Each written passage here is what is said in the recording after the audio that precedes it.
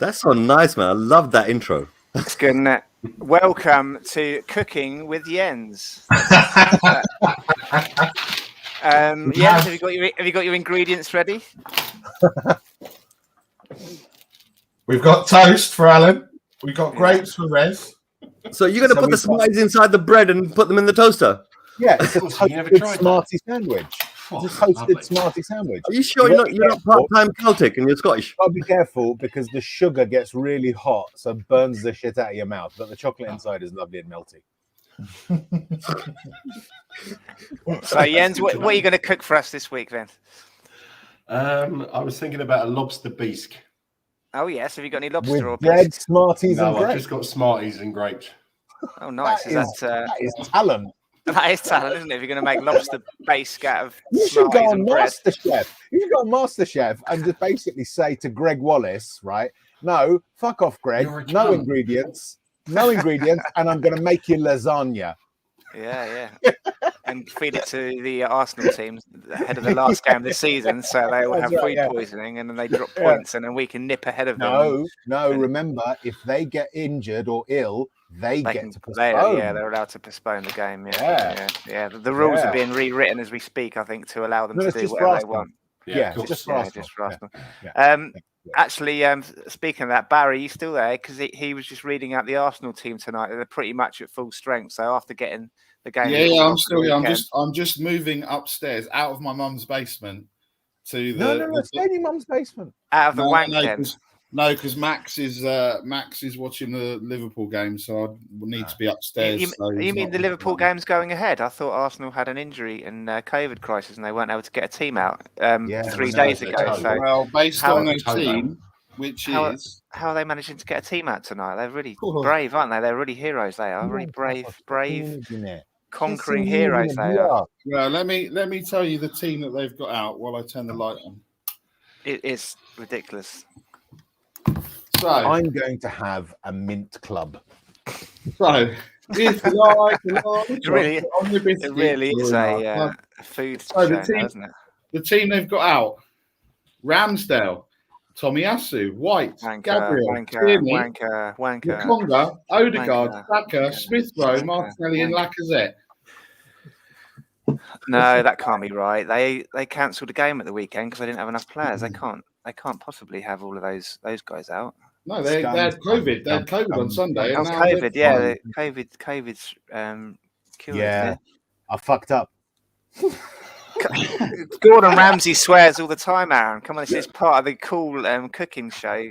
That's etiquette. it. You know, you have to swear. You know. So tonight I've baked Gordon Ramsay marvelous chocolate log with mint in it. As long as that's a chocolate biscuit and not a chocolate log, then yeah. We started off better than talking about foxes. What were we talking about? Ducks raping each other last week. Ducks being nature's rapists. Yeah, they're the renowned rapists of nature. They force themselves. Guys, what kind of stream have I turned up to, man? Everyone that knows me, I'm a nice, gentle, well-behaved stream. We've had the B bomb being dropped. We've had the C bomb being dropped. There's been untold swearing. And on top of that, what are you talking about? Ducks raping each other? Yeah. You're destroying my childhood. When you say that you watch our channel, that just shows it's a lie. Because you should know if you watched us. I missed one frigging stream right here, and you're gonna beam it out. Come on, geezer. It went to pot. I just sent you hugs and kisses, right? Yeah. And you haven't responded. All right. When? I'm looking at it right now, mate. Oh, you know what? Sorry, Rez. You know what it is? I was too busy looking at Matt Hayes' stream. Look at that. He's watching, on the side. He's a guest and he's watching other I'm here. It's terrible. No, I'm a chat. No, guys, you misunderstand. I'm a chat mod right here on Matt Hayes' channel. Right, so I've got to keep an eye and make sure people don't get up to nasty things inside the chat and so on. You know what I mean? Like, so when I do this, I'm looking at my phone. Stream. Dear, oh dear. Like, guys, it's called multitasking, Come on, geezer. It's 2022. Alan, did you have him locked in your basement or something? I'm looking at my say, Mr. K's replaced you, Alan. He hasn't escaped you. I don't know if you've had K locked in your basement. That's where he was last night, escaping to get his kebab. That kebab had the chili on it. Listen, that kebab right here was from Green Street. right, in East London, Forest Gate, Green Street, a place called Zoo's Restaurant, right, yeah? And I swear that chili was so hot, man. Woo! If you like hot chili, Zoo's. I would just like to clarify at this stage that Zoo's Kebab House is not affiliated with Shelfside Spurs. And there are many other great kebab shops in that part of London. Hey, listen, you got to deal with the super chat. Listen, there's a super chat. Johnny, there's a super chat. You need to deal. Oh, sorry, wrong channel. Smash that, Loic.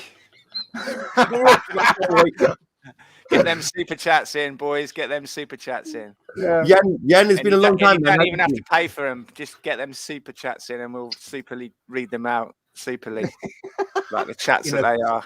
In a super fashion. In a super fashion, yes. Yeah. In a super fashion. Rez likes Marvel, so he can read it out in his Superman pajamas if needs be. I'm sure he's got them on at the moment. Kay's thinking, fucking hell, I want to get back to Matty Hayes here. Ghostbusters. Oh, Ghostbusters. No, I've done it. I'm finished. I'm done. I'm back. Give him some grief. So regular viewers like Mr. K will know that at the start of every show, what do we do, Mr. K? I've never been in the stream itself right yet, so the beginning of the stream is completely messed up. Tell me, Johnny, what would you like to do? What we normally do, Mr. K. Thanks for teeing me up there. I'm sure you know. Really, it's like we do. Wait, before you. Hello, hey guys, don't forget. Yeah, in Stevie Bbbbb we trust. Johnny, he's fucking up the beginning of the show. I know. So what we do at the beginning of every show, Mr. K, as I'm sure you know, is we do Spurs on this day in history. I've got a little book which my brother gave me for one of my birthdays, and it's got an event that happened every day in Spurs history. So you've got the choice today of 1951 or 2010. What are we going for? 210. 1951. 210. I don't remember 51. We're doing both. They're nice short paragraphs. So Saturday, the 20th of January, 1951, top of the league and on course to win their first ever top flight title, White Hart Lane was packed to the rafters as Wolves came to North London to take on Spurs. The hosts took maximum points thanks to goals from Sid McClelland and Sonny Walters that ultimately proved enough in a hard-fought 2-1 win. On our way to the title there, yeah. And 2010, I'm thinking it's not going to be as title heavy, this one. You ready? No. It's not. I can give you a spoiler. Okay. Dirk Kuyt scores twice to boost Liverpool's hopes of Champions League football in a 2-1 win over their top four rivals Spurs at Anfield. The Dutch striker scores after 6 minutes and seals the points with an injury time penalty to close the gap on Harry Redknapp's men to just 1 point. So we went in. That must have been. Was that the Saha and Nelson year, 2010? Yeah, I think so. So we were above Liverpool there, and Dirk. Well, we never do any good at Anfield, do we? To be fair. No. But funnily enough, go on. In regards to yesterday, scoring 2 goals in injury time. On this day in 2013, Clint Dempsey scored a goal in the 90th minute, and we drew with United. And in 2019. Harry Winks scored a goal in the 93rd minute for us to beat Fulham. Oh, Fulham, the Fulham goal. Yeah. That was the only decent cross that Nkudu ever did. There you go. I was going to say, can you remember who put the cross in? Yeah. Hey, big up there, Colin. He's not Irish. He's American. I'm just doing what's popular on YouTube. Oh, sorry. I didn't realise. Smash that, Loic. Big up. We need to get Aaron on to up our Irish. That's true. We've got Mr. K on now. Let's include our demographic there. We need a woman as well, and an Irishman. Hey, listen. I'm dressed in a gown, right? Yeah, in a dressing gown, right? Yeah, I should be able to represent at least 1.5 of that because nowadays we have to take into consideration those people that are in between as well. Are you transitioning? Are you? This is an exclusive Shelfside Spurs. Mr. K is transitioning, and that's why he was in hospital yesterday, starting the transitioning process. Because of this Dutch connection, I'm trying to throw out a leaf to all the people out there to make sure that there's identity politics. All right, remember that. Can Rez have the floor, please? Just a small bit. A dressing gown is a symbol that you are transitioning genders. No, I haven't got a dressing gown. Imagine if I put a turban on, even though I'm not Steve. I'm like giving kudos. Listen. I know why you shave your head, bruv. I know the wig set that you've got in there, and you go out at night time with them heels. Windy weekends. I'm sorry. I just to come back again onto the dressing gown. Affirmation. Sorry, I take it back. Hold on. Allegedly. Okay. All right. Okay. Yeah. Mr. K is transitioning, and the first stage involves wearing a very effeminate dressing gown. Okay. Wait, this is my And daughter. standing next to This is my Stevie daughter. Bbbbb whilst moderating an Irishman's channel. It's clear as day. Yeah. There you go. Oh, with an American, an Irishman, and a Dutch person. Is this a joke? Yeah, an Irishman, an American, and a Danish guy start a stream on YouTube. That's as far as I've got. And an Iranian. You missed that Iranian there. No, I didn't Nick, start. Nick, what are you, Greek? Nick, are you Greek? I'll be whatever you need me to be. He's American, isn't he? Is it Marvin from Home Alone? He was American. Yeah, Marv. Or Joe Pesci. Right. As this is, Exactly, Scott M. Exactly, Yeah, Scott M. How is it possible that Mr. Very K good is giving point, Scott. Irishman all these- It's true. I thought that was the idea.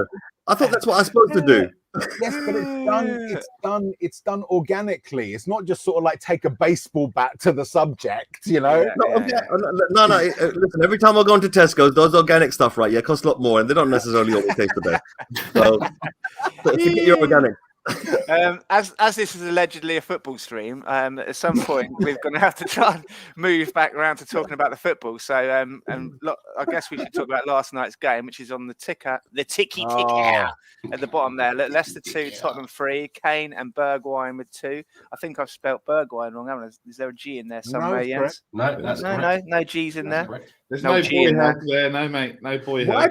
Why put letters in that you're not going to pronounce in the English language? Why just I use the know, letters? that's the Dutch for you. I think Jens, isn't Bergwijn a hill of wine or something like that? Is that right? Yeah. Well, mountain. So a tree at the top of a mountain, is it? A Mountain wine. Oh, it's like Brussels then. grapes. Is it to do with the grapes from the wine? They grow grapes on the top of a mountain, or Have you ever seen any mountains in the Netherlands? It's the flattest country in the world. is it ironic then? There are no mountains. Yeah, well, then again, he's probably originally from Suriname, and they have mountains. So Bergwijn, it's got the J in it though, so it must be a It's Dutch probably name. it's probably Suriname was a Dutch colony. So. Well, there we go. How come Højbjerg's got 2 J's in it then? Yeah, Jens, how come Højbjerg's got 2 J's in it? Well, because it's a different language. Thank you very much. That's why I came to this show. For that illuminating insight there. Yeah. We'll start by putting the teams up on the screen there. Look, so if we go around the panel, I guess we should go to our guest first of all. So, Mr. K, mid transition down the bottom left hand screen there. What did you? Yeah, Mrs. K. If we could get your opinion on how you think Maurice played last night. Listen, that's my wife. That's Mrs. K in the background saying, "What you Mr. K? Yeah, Mrs. K. Is she transitioning as well? She's always worn the pants, bruv. She's always worn the pants. What are you talking about, Giza? You know, Mr. K, Mrs. always wears the pants. I thought maybe you were doing like a spouse swap, but you didn't quite get what the rules were. She can hear everything. Listen, Johnny, bring me back to the football. What do you want me to do with this down here? Can we get Mrs. K's thoughts on Hugo Lloris's performance last night? How you thought he did in the game? I would have given. You know what? He's our captain. As far as I'm concerned, I'm never going to blame him for letting any goals in. But at the end of the day, 2 goals in. I would have given him a 10. Now I'm going to give him a 7 and 8, something like that. He did save us a few times, so that's kind of handy. Yeah, he did a couple of good saves, didn't he? That first goal, I think the guy got a bit lucky, didn't he? Yeah, the thing though. We're letting in goals, right? Yeah, which are very lucky.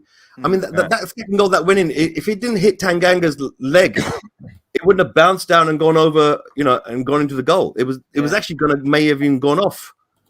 And that's the second time I've seen Tanganga do that. And I think there's a certain desperateness that comes over the defense right here. But that's okay, because, 9 times out of 10, it's going to come good for you. Yeah. Right? Do you know what? I tell you what, whatever, even though with the bad results we've had recently, we've also been dreadfully unlucky. Nothing's gone our way. Nothing has gone our way. like we hit the bar yesterday, just thing, it was, both goals were flukes. Same with Chelsea. But it was like, I mean, the only bit of luck we actually probably had was how awful Chelsea were at Stamford Bridge, that we only got away with 2-0.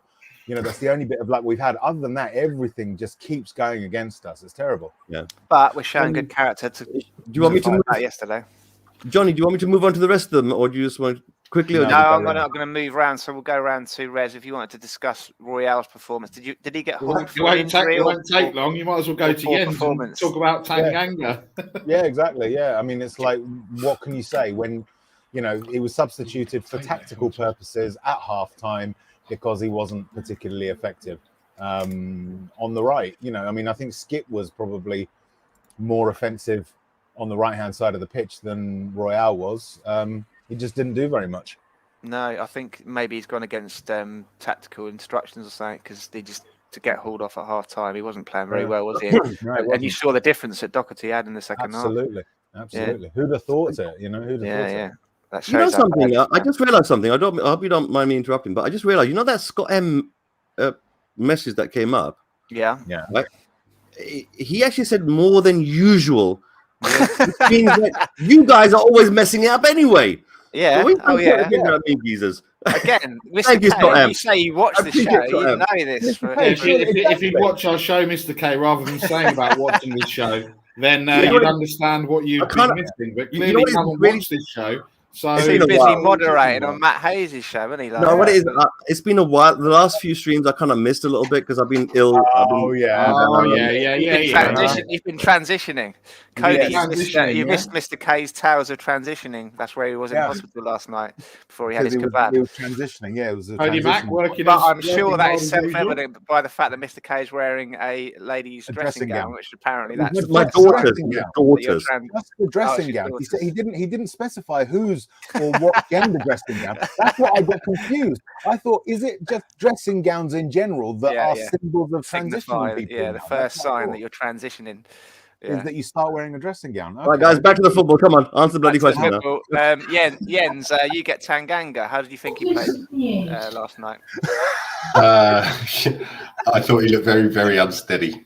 I don't know what's happened to the guy who looked so confident on his debut and against Liverpool. Well, he hasn't had enough minutes. He needs to play regularly. Exactly. But unfortunately, if you have Sanchez and Davis next, well, maybe not so much Davis, but Sanchez next to you, he's a bit chaotic. He doesn't fill you with confidence. He was absolutely brilliant last night. But I think Tanganga needs to play with someone like Toby or Jan.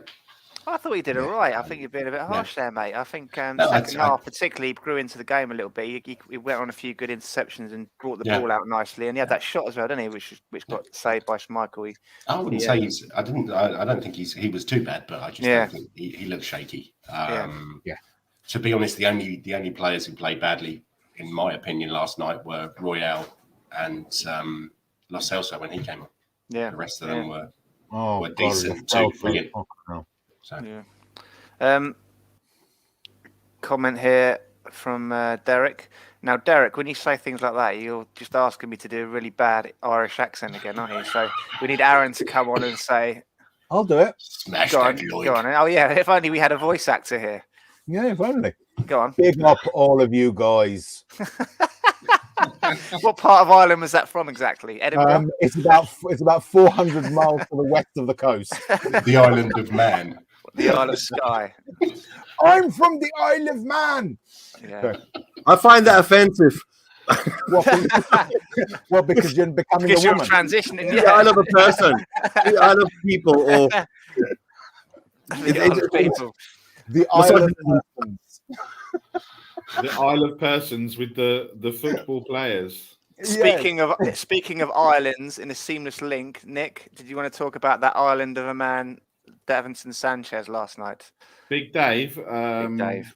Yeah, I mean, he had that chance that he should have probably buried. Head out at the back post, Head at the back post. Almost too casual, wasn't he, with it? Yeah, and I think, I mean, again, he was a bit shaky. I mean, every time Leicester kind of came forward and got behind Skip, Winks, and Højbjerg, then there was a bit of a, oh God, what's going to happen here moment. But I guess it's less shaky than they've been in the previous 4 or 5 weeks. So, they've been better as they've been playing more together and not playing with each other, or however you want to interpret that. Face. And Jens's face. So, yeah, just, not, yeah, I mean. What have I done now? Nothing yet. Just your face said it all, really. Apparently, we've inadvertently gone political as well. Like, Aaron says there's some money laundering going. Allegedly, nothing to do with that kebab shop which Kay got his kebab at. Yummy. And they're famous for their kebabs on the Isle of Man. Yeah, they are. Yeah. Watch, I'm gonna get this time next time I go down there. Watch. You're giving them a shout out. You should be getting a free kebab. Okay, that's what I'm saying. Yes. No, it's an Isle of Man kebab or a motorbike. Yeah, the old TT. Or a kebab on a motorbike. On a kebab on a motorbike. So that's Deliveroo. Hello, Chris. Hello, Aaron. Hello, Lighty. Derek, we've just mentioned that. That surprise, they've got almost a full strength team they got their out tonight. After not being able to field a team 3 days ago. Mm-hmm. Yeah, terrible. Arteta's come out and said that they haven't done anything wrong, and that other teams should stop trying to besmirch their good name. Poor old Arsenal. But if you look at they're damned by the fact that they're changing the bloody rules, because that's how they've cheated. If they wouldn't be changing the rules if they saw. Right, we've got a guest. So who wants to recreate Eugene's new guest music?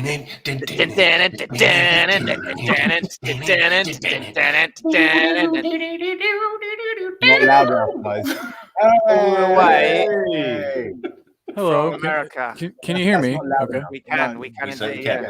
Johnny, switch me over. Oh yeah, you want to look at him side. You want to look into his eyes, brother. Listen, Arteta's got that slightly effeminate look to him.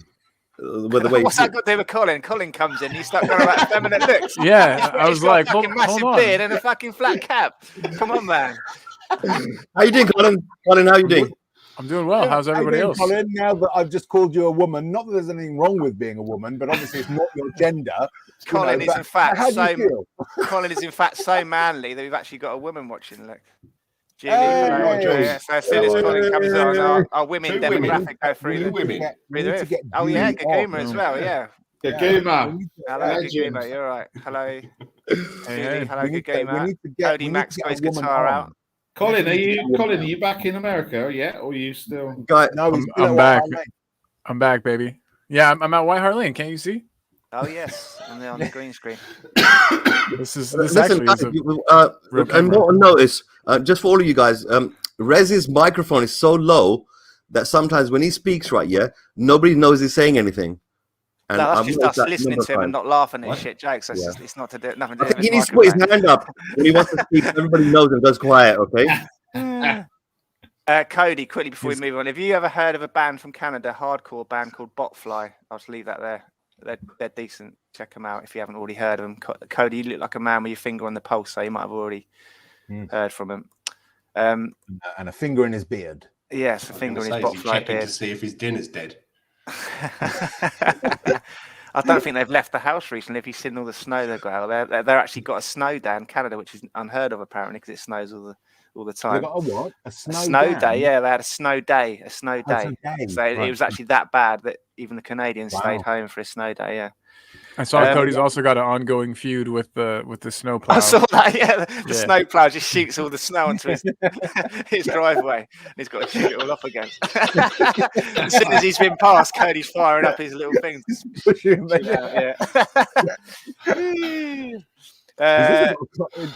Him and Will Stewart are having a proper ding dong as well. Like recently, yeah, but it's deserved from Will's point of view. Coming out with it started on Harry Kane last night. I said to Nick, it's one thing your loyalty to Sonny, but to start on Harry Kane after the performance he's put in the last 2 games, Will's lost the plot. So Cody's quite correctly digging him out. Yeah, A few comments before we move on. Chris says Arsenal didn't do anything wrong, bottled it against us, but put out a full squad against Liverpool. The Premier League are about changing the rules now. That shows you what they think of Arsenal's decision. It makes you think whether Leicester were made to play last night after the Arsenal thing as well. Yeah, Derek comes up with basically I reckon every single club right now has probably got a better case for having a COVID suspension than Arsenal. I would reckon if you went round everyone's squad and tested them, you'd probably find it more than one, somewhere in each club. I mean, Derek's come out with a good solution there. Look, dock them 3 points and give it to Spurs. Aaron makes a good point. Did you hear Arteta's excuse, Aaron? He said, pretty much everyone else has been doing it, so we thought we might as well do it as well. We didn't have the players to field a Premier League team or something to that effect. Something really stupid. And then don't buy Africans and don't loan players out. Not that I've got a problem with Africans. Bloody Africans coming over here playing football. You know that they're going to go off and play for it.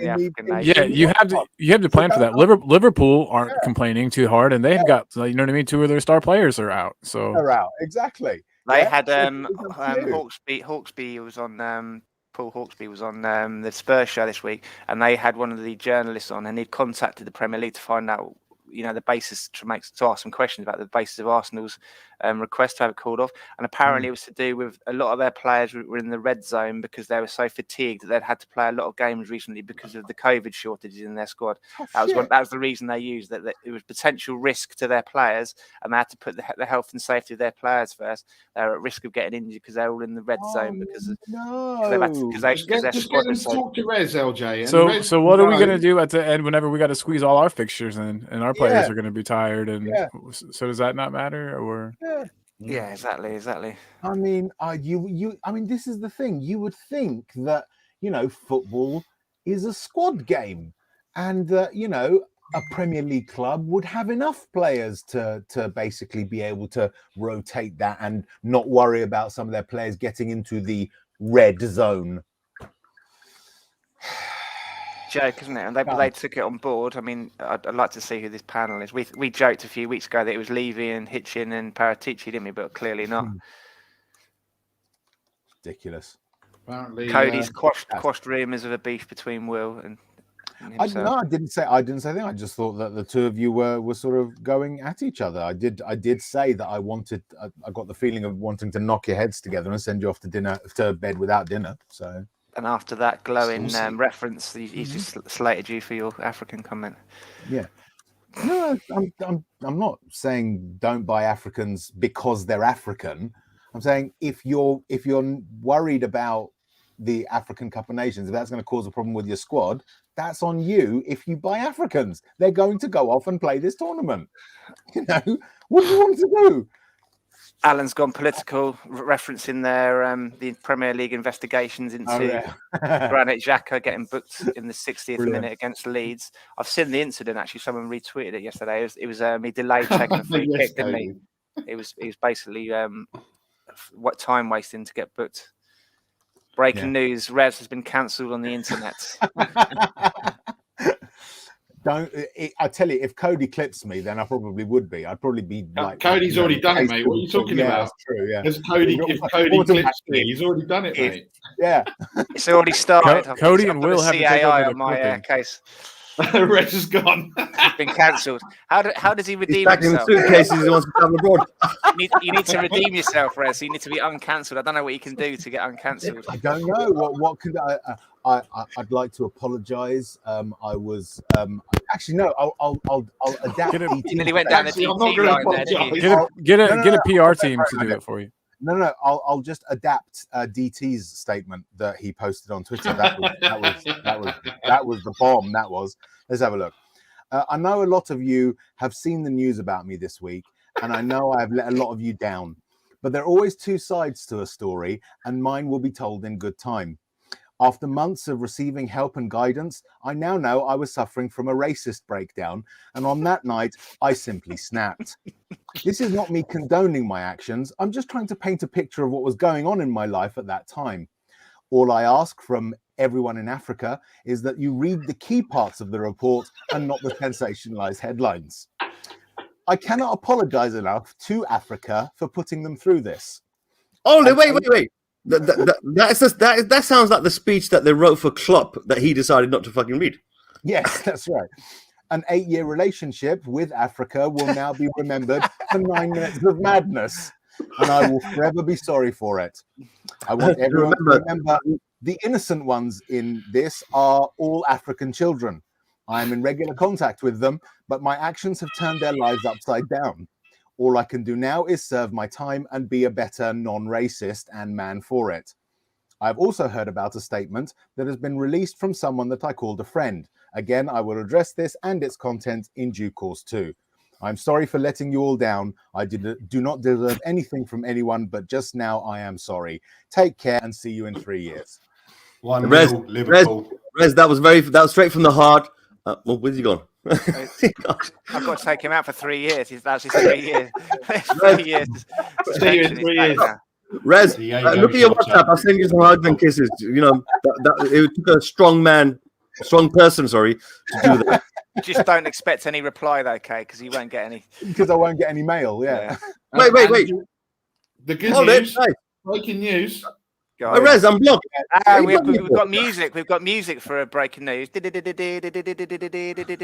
on. What's the breaking news, Nick? Liverpool just scored.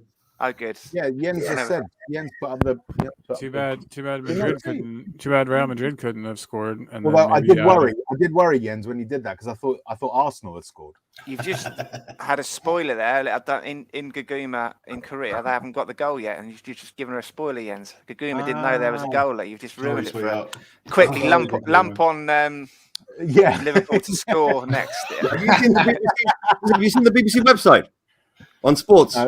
No. On football, the main headline, the first article, right? Yeah. I don't know if I can share it. I'm just going to read it out to you right Is it Mr. K is transitioning? Yeah. It says Wolves reject. Listen, it says Wolves reject Spurs' £15 million Traore bid. They're still fucking going on about it. No shit. Levy doing a 15 to bid. It's never going to be. It's never going to be what we end up paying. Yeah. Fuck, I can't believe what an asshole he is.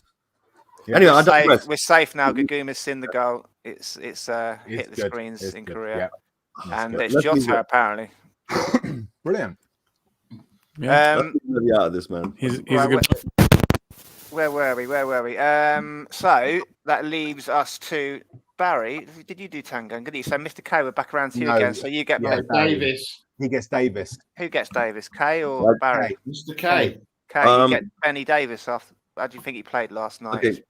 I believe that, from what I can see, and maybe I've had a bad dream or something, but either way, from my perception is that Davis is, to a certain degree, bringing his experience and maturity and assisting when he's playing alongside Sanchez. Now, Davis may have a physical limitation where he's not as quick as Sanchez, or maybe high and upcoming, but I have to give him hats off and say, you know what, he is acting very responsibly as a team player, and also as a more mature, mature and seasoned player that kind of has a brotherly sort of influence over the people surrounding him, and that means that he is taking on responsibility more than he used to, and for that alone, I commend him. Never shirked it. I don't think he's ever shirked responsibility. Not sure. What I mean is there's a void that he's filling, as opposed to before. There used to be other people that used to fill that void. Okay. For example, Dyer would be there. I think need to stop you there, guys. I've got some instant response to Mr. K's comment about Sanchez not playing to his levels. I've got a PR man who's just joined us backstage. Who'd like to do the music? We've got a new guest. Having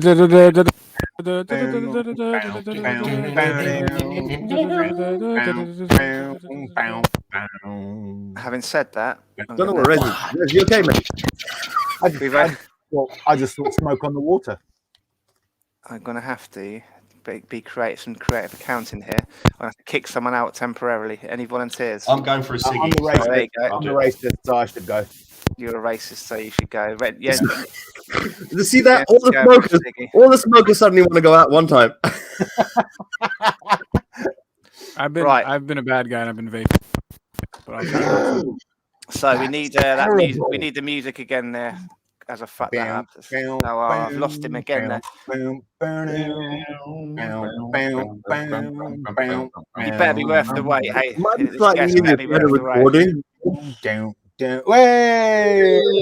Oh my God! Look all who it took is. was Mr. K to mention Davinson Sanchez needing cover and help, and his PR machine has jumped straight on to come and.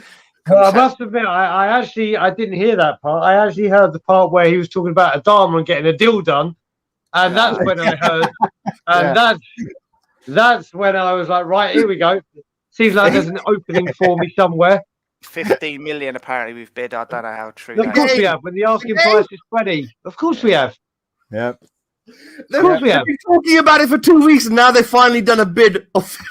Mr. K, tomorrow will be 3 weeks. They know he's not signing a new deal. They know he's not signing a new deal. They know that his contract is about to expire. I mean, I don't think it's the dumbest thing ever to offer less than they want. I mean, they have to shift him for something. They've been talking about it for 2 weeks, Colin. I'm going to give you a sneak preview of tomorrow's banner at the training ground. Beautiful. Very nice. Very That is lovely. Brilliant. Graham's in the house. My man Graham. Speaking of tomorrow. My man Graham, who was with mate. All I have to say, all Levy's a prick and a pussy, because I've added that note to him, and Nick will know what I'm talking about. He's a pussy. Listen, Brian, was that Graham? Was Graham in the video next to you, behind you, right? Yeah, in the football. He was, yeah. He was. I saw him. Yesterday. Did you see some random guy in a yellow jacket? Someone said, "Oh, I spotted." Yeah, the cheese room thought I turned into Ali G. Literally, you know when they say there's no smoke without fire, there's an Enoch out banner. Okay, where's Brian? Yeah, I can understand why he went down that train and thought, but I had to message him. I was like, it's not me. It's not me. But last night, mate, the scenes were just incredible. I bet you. I actually thought of you. I bet of all this whole situation of you being over here in the UK at the moment. I said it was written in the stars that you got to be there for that moment. Oh, mate, it was. I mean, first of all, we went 1-0 down, and you start hearing Levy out chants again. I was like, thank God. Twice it's happened. Twice I've been there. And then obviously we scored the equaliser 5 minutes later, so it went down. We went, and then after they scored the second, and then before the 2-2, it started piping up again. But the second goal went in, absolute craziness. But oh my God, once that third goal went in, we were in there for about 20 minutes, half an hour after. It was just electric. It was one of the best things I've ever experienced. Awesome. As a fan, just coming back, and the manner of it was just unbelievable. Yeah, absolutely. Did that guy ever get his hat back? Which Lucas Lucas Moura. So it's really weird. I mean, when we got to our seats, we were row wise. So you'd think we'd be one row from the back, just from doing whatever. But it goes all the way up to Z, then goes A, B, B, C, C, D, D, E, E, E. I was like, so where we were was Y, and obviously that happened right down the front. So that was like, but it was right in front of us. We were right on that corner flag where the players came to. That was exactly where we were. Like Harry Kane was looking to be dead on when he came down at the full-time whistle. You know the SSSers, you guys. You know what I was posting yesterday about how Leicester fans are really stupid. Yeah. Again, so Leicester are so stupid that instead of using numbers for their rows, they use letters. That's how stupid they are. Aaron makes a good point. Do you think we're going to get in trouble for that? Do you reckon we'll get a fine or anything for not controlling our fans, or no? Do you know what? If anything, Johnny, it should be the players. So listen, Stevie Bbbbb and Dohertyyyy, they literally dropped into the crap. They literally didn't even put their head in. They jumped right over the advertising hoarding.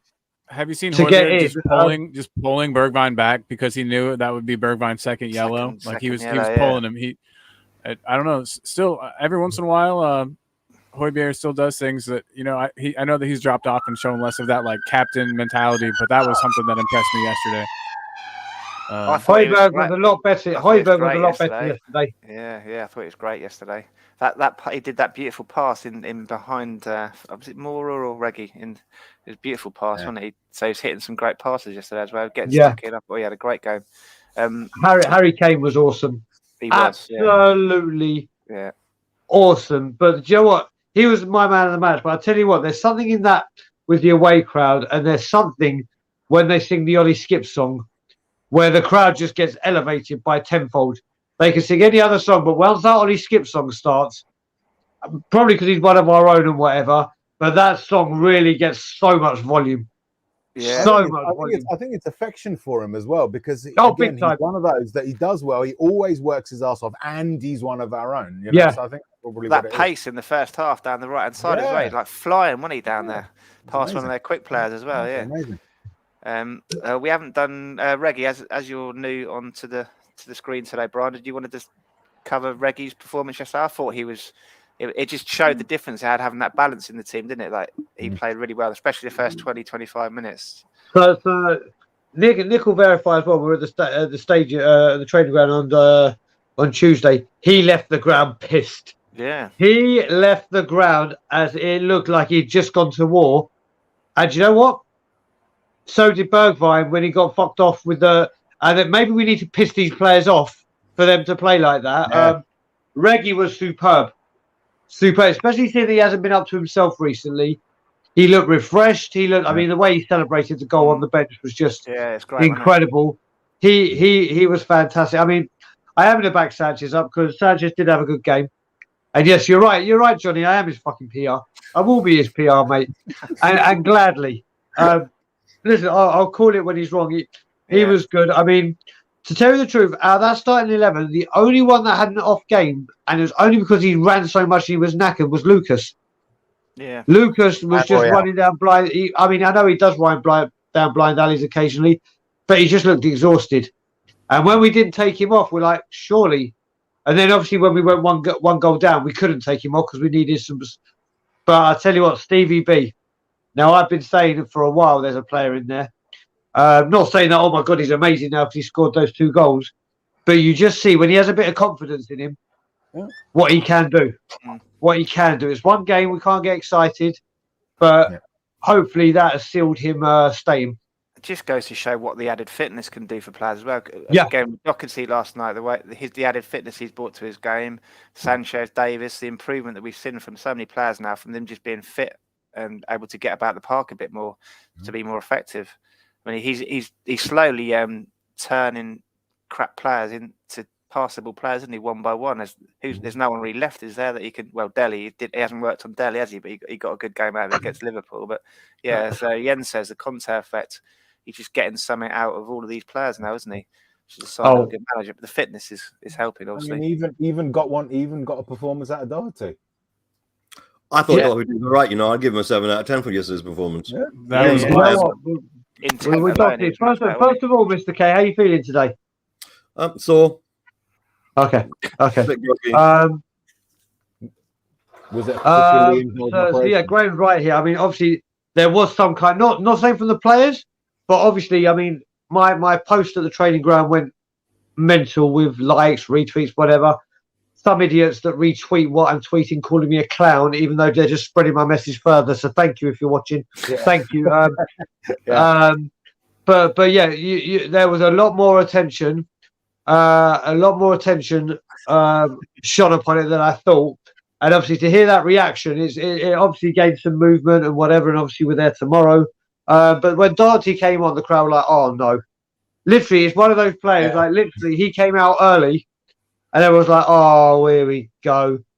But literally, because he played down that right side, Mr. K's right. You can't knock it. He had a good game. He did. Yep. He did. Great game. Yeah. He made us like have a viable option down the right. We were like playing mostly down the left, and then because Emerson just couldn't cut. The you know what? He was woeful, and it gets to the point now. And I really want him to work. But do you remember at a point in the second half where someone played a bad back pass and Leicester were 1-on-1? Yeah, near the end of the second half. Well, as you were watching that from pitch side, Emerson Royale was in an incredible space all alone on the right. And they're like, I'm not giving you the ball. They literally, they kept walking that way, and then they literally, because if you remember, we kept doing this against Watford, and he put in every single it's just you might as well give them the ball. That's not good. That shows that his fellow pros don't rate him, doesn't it? They don't want to give him the ball. Well, they don't rate his crossing ability.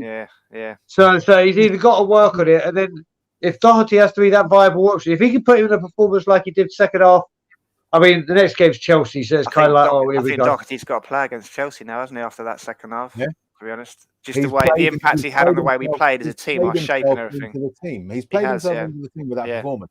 You know, as you say, you're really judged on your last performance. And exactly. On that, it's a complete no-brainer. If you want to take because they each had 45 minutes, right? You put Emerson's 45 minutes against Dohertyy's 45 minutes. There's no contest. Yeah, there's absolutely no contest. You know, none at all. I just want a big shout out to Simon Stevens, who was on. I think he's come to watch after I was on Hotspur TV. So big shout out to Simon. Thanks for coming along, mate. Appreciate that. Man. Simon, thank you. More than welcome here. Rez, was that after another edition of you whoring yourself out? Yeah. Oh yeah. No, it was a one-on-one whoring, wasn't it? It was a Yeah, it was. Intense. It was a one-on-one horror. Yes, he didn't want to go into another gangbang, old Rez, did he? So no. Yeah, he's going backwards. He's done the gangbang just to jump in at the deep end, as they say, and now he's just. It's not so much going backwards. It's more circulating. You know, I like to mingle. I like to spread myself about in different ways. You know, I didn't even know. I thought Simon was bald under that hat. You know, and he came on screen yesterday with a full head of hair. I just presumed that Simon was bald under that cap that he wears, full thick of hair. Yeah. What were you saying, Colin? Oh, I was saying, Rez it's now more intimate. The one-on-ones. He's done the gangbangs. He's had the fun, and now he's in it for the love. Absolutely. He's back for something real.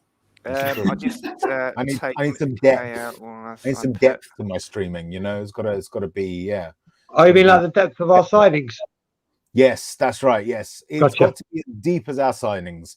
Yes, definitely. You're there, mate. You made it. Jens, as the next talking point is Højbjerg, I thought I'd bring you back on while Mr. K's having a cigarette. I thought I was going next for Skip. You are, but I thought that works. No, it still works. That's fine. Well, Jens is AWOL anyway, isn't he? So you can do Skippy while Jens quickly makes himself look presentable for screen. What more can be said? You just been watching Jens gets into the passport position. Yes, very sexual. Always. Don't know where he's gone. Jens, what can you say about Skip? What can you say? This guy is, listen, if he keeps going the way he's going to be an absolute world-class talent. He really is. Okay. Yesterday he was everywhere. Great passes forward, defensively, making those runs. The number of times I counted him in their 6-yard box as well was brilliant. Absolutely brilliant, and I can't wait to see more of him. Basically, Liverpool scored another one. Is it two? Oh no, I just checked this for the first time. Last time it was Diego Jota. Sorry, my bad. I've literally just checked. I've not been watching it. Just as long as that filth, dirty peasant bastard, lying shitbags lose. Yeah, hopefully. You're on more of a delay than Gaguma, Brian.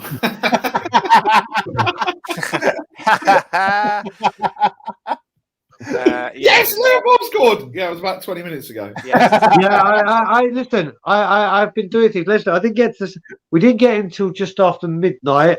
I couldn't sleep till about 7 or 8, and I slept till 4 o'clock in the afternoon. So I'm not really opposed. I'm still trying to get my bearings together on the day. Yeah. We'll forgive it this time. It's fine. Thank you, Colin. This time. Simon makes a good point. I think that's why he didn't book Stevie for going into the crowd, was it? Because he's too fat. He would have to run all the way to the end of the way back again. Him. Yeah. Did you see? Is anyone else? Colin, you said, "Is anyone else?" and then went on mute. Colin. Oh shit! Can you hear me now? Yeah. Okay, Stevie, I was just surprised that it was only a yellow card for that shove. I could have seen another ref giving that as a red, maybe. Oh yeah, his face, I think he'd have been struggling, but because he didn't get him in the face, anything near the face is definite red, isn't it? Really? Yeah. I think he got away with it for that reason. You know what? Did you guys talk about? I'm sure you have, and Simeon mentioned it today. and I don't know if it's been talked or spoken about enough. The fact that Bergwijn, when he scored the second goal in the 90 whatever minute, actually picked the ball and ran back to the halfway line, rather than going and celebrating everything, just was like, right, let's go for it, let's get this back. A draw's not good enough. He went to get it, Brian, but there's someone had already beaten him to it. Harry Kane. Yeah, I mean, but literally that mentality, I mean, was great. Just not to settle for the draw. I know there's been people mentioning Arsenal on Twitter when they did the Scorpion and whatever, like whatever crap they do. But Bergwijn, Harry Kane was just yesterday was just outstanding. But like Grez was saying with Ollie Skip, he is so special, so special. We really do have a goddamn player that needs to be signed up long term, quick. Not just like a 2-year extension. Like, here you go, here's a 5-year with whatever, just to keep him happy, because he is special. He is very, very special. Absolutely. I mean, seriously, as I say, if this guy continues his trajectory, he'll be a world beater. He really will. You know, that was the one thing that impressed me the most when I watched the game live. It's very different when you're watching it on the screen, but when you get to watch it live and you see Skip coming onto the pitch, he looks like a tiger, man. His body shape's totally different. The way he moves is very, very different. There's massive contrast between him and Winks. It's almost like boy and a man, like literally. Winks got out muscled yesterday a few times, didn't he? They just muscled him off the ball still. That's when he's getting bigger. Skip has got bigger since he come back. You would see Skip muscled off the ball, would you? The thing is, the experience will come. It's actually experience that keeps a player able to stay on the ball. You know, obviously their strength is a factor as well, and he certainly bulked up. You know, when he first played for us, if you go back and see some of the pictures of him, you know, when he was wearing a Spurs shirt before he went on loan to Norwich, he was actually relatively slender. You know, he had a teenager's physique. Now you can see that his chest has deepened, his shoulders have broadened. You know, he's bulked up a bit, and I think with a bit more bulk, more experience, he'll be impossible to get off the ball. I think as Mari would turn around, I think Jacob from United Spurs, whatever it is I think with Adama coming in, they can start to share that baby oil lotion. Well, you reckon Skippy's going to be oiling himself up, is he?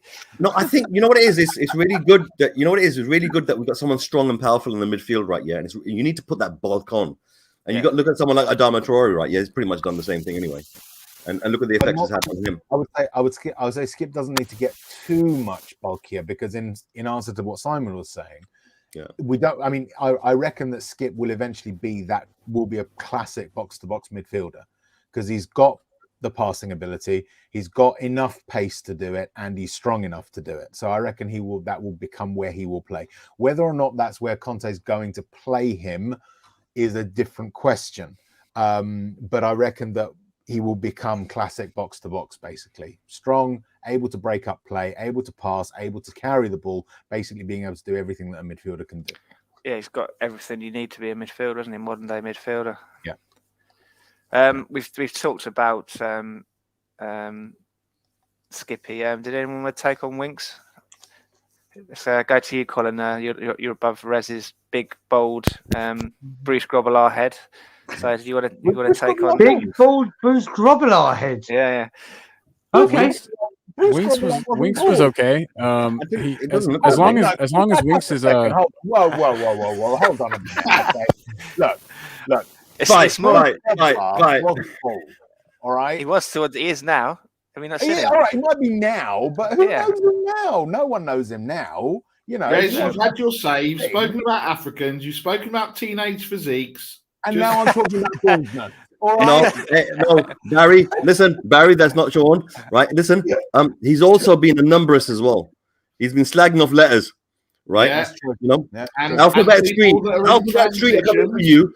Alphabet Street are coming for you. Watch. Right. Anyway, Rez, you've had your say. Okay. It's now Colin's turn. All right. Yeah. Stop interrupting the American. Okay.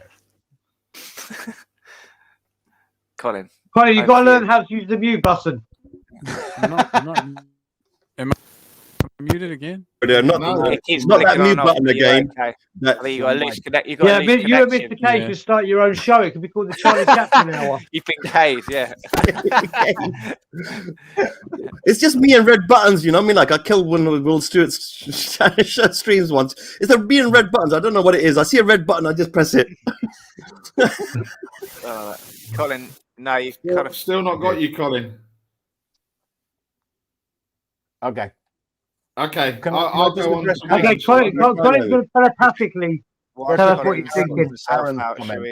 Aaron's comment very quickly there about the Aaron, I also bully the Irish. Isle of Man is spelled with 2 N's. Oh. You know something? Thank you. I've now learned something, and that's one thing I love about coming onto your show. Johnny, one beautiful thing about I used to watch. You're back in your corner, Kay. Don't worry. There you go. Yeah, get back in your corner. I've actually got, you know what it is? I've actually got a space right on I think Microsoft Spaces. It's called Kay's Corner. Oh yes. Right. I have to say, Mr. K, I am loving the new setup with your TV screen, like you're at Sky Sports News.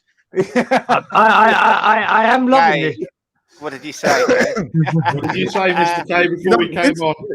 You know what happened, right? Yeah, this came out of me trying to get a stream running, right? Yeah, on my show, and Arthur got ill. So lastminute.com, I thought, who's going to be co-hosting with me? So I thought, you know what? If I put a screen there and I put Dali Ali's face there, right? Yeah, then it looks like Dali Ali and me are hosting the stream. Who's going to notice? Why would you do that? Why not? Why the hell not? You know. Why the hell not? No, why? Rez starting on Mr. K now. Jesus, Rez. Is there anyone else you want to piss off tonight? Instead of Rez's rants, it's Rez's rage. Who's Rez unleashing his razor? I came here for knowledge. What I've been doing is hearing people being fascist, racist. Oh, Brian's right underneath him. No, I'm just saying, why Delhi? Why Delhi? Why would you? He smiles really nicely. You know, when Delhi smiles, the world. When Delhi smiles, the whole world smiles with him. Yes. Does it? Not Tottenham fans really selected to play. Are you sure? As Colin has got technical difficulties at the moment, we'll go to Barry then for Winksy. What did you think of Winksy yesterday? I mean, I was looking forward to Winks and Skip and Hotspur all playing together. If I'm honest, I thought he was the wrong person to come off, but it proved to be a masterstroke. So yeah, I think he was again just not the winks of new rather than the winks of old. We're seeing forward passes. I don't remember the time in the last few weeks that I've seen him play one sideways or one backwards. If I'm honest, there's been more passes forward than I can ever remember. And I think he's just, like with Davis, like with Dyer in particular, under Conte, he's just been completely rejuvenated. So yeah, I mean. Is it a funny coincidence that we change a manager, we get a particular manager, and then all of a sudden Winks decides to pass forward? I mean, do all the previous managers, do they not frigging realize this shit or what? I think they were planning more of a defensive-minded player, weren't they? And he's giving him his head a little bit. Yeah. Well, that has actually occurred to me as well. I just think to myself, with Winks, it's like, why is he suddenly doing this? I mean, I'm glad. Stellis used to tell me before, Stellis is a coach, right? Yeah, and he used to tell me. Is he? No, but he used to tell me all the time. He used to say, "Listen, Winks has always been played out of position, right? Yeah, in terms of he's really attacking. He's an attacking central field player, but he's not being asked to play in that role." And I think to myself that when a player who's been brought up in the club and gives everything for the club and then plays exactly as a manager would ask him to play, but doesn't necessarily have the attributes to play that particular position the way that he's been asked to, he's going to look like an idiot most of the time. And I think, is it true that maybe some of the players have been getting an awful lot of flack from the fans, because our lack of knowledge of what the instructions are and the training is towards these players? And maybe it is, Mr. K? You know what it is? It's not that. It's because the fans are very quick to blame everyone but the actual problem. The actual problem is because we haven't bought a player to play the right position. Yeah. So we're like, we've got Winks, let's just put him there. Yeah. So when Yama left, we didn't replace him. As fans, we're very easy to go, we want this manager out, we want that manager out. or boo this guy, he can't play. But when you've got 5 different managers that have worked under him and they've each played him in a different position because they can't get the player they want to fill that position, then you think, well, what is the problem? Because you saw when Harry Winks first broke up, I mean, when Harry Winks had his debut against West Ham, in all honesty, he ran the show.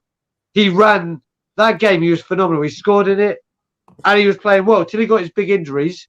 And then every other manager has played him in different positions.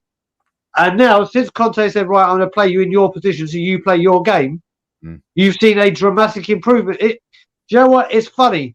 When you hire someone to do a job and you play them at their job, it's amazing what happens. It's like, I work as a customer, I'm senior management, or I was senior management at a customer service centre, Booking.com. I thought you were a professional. I'm not going to go and be a chef at Gordon Ramsay's restaurant, am I? I'm not going to do that because I can't do the job. No. So it's as Cody says with we said with Dohertyyyy and Davis, just that added fitness. The Conte's gotten proper fit and organised. No, I don't understand that. I really don't understand that statement. I don't understand. How can fitness, these are professional footballers, right? Yeah. And this is a professional club, and they apparently have world-class training facilities, and they've got other training staff there, and yet they can't get their fitness regime up. That was a criticism of Mourinho, wasn't it?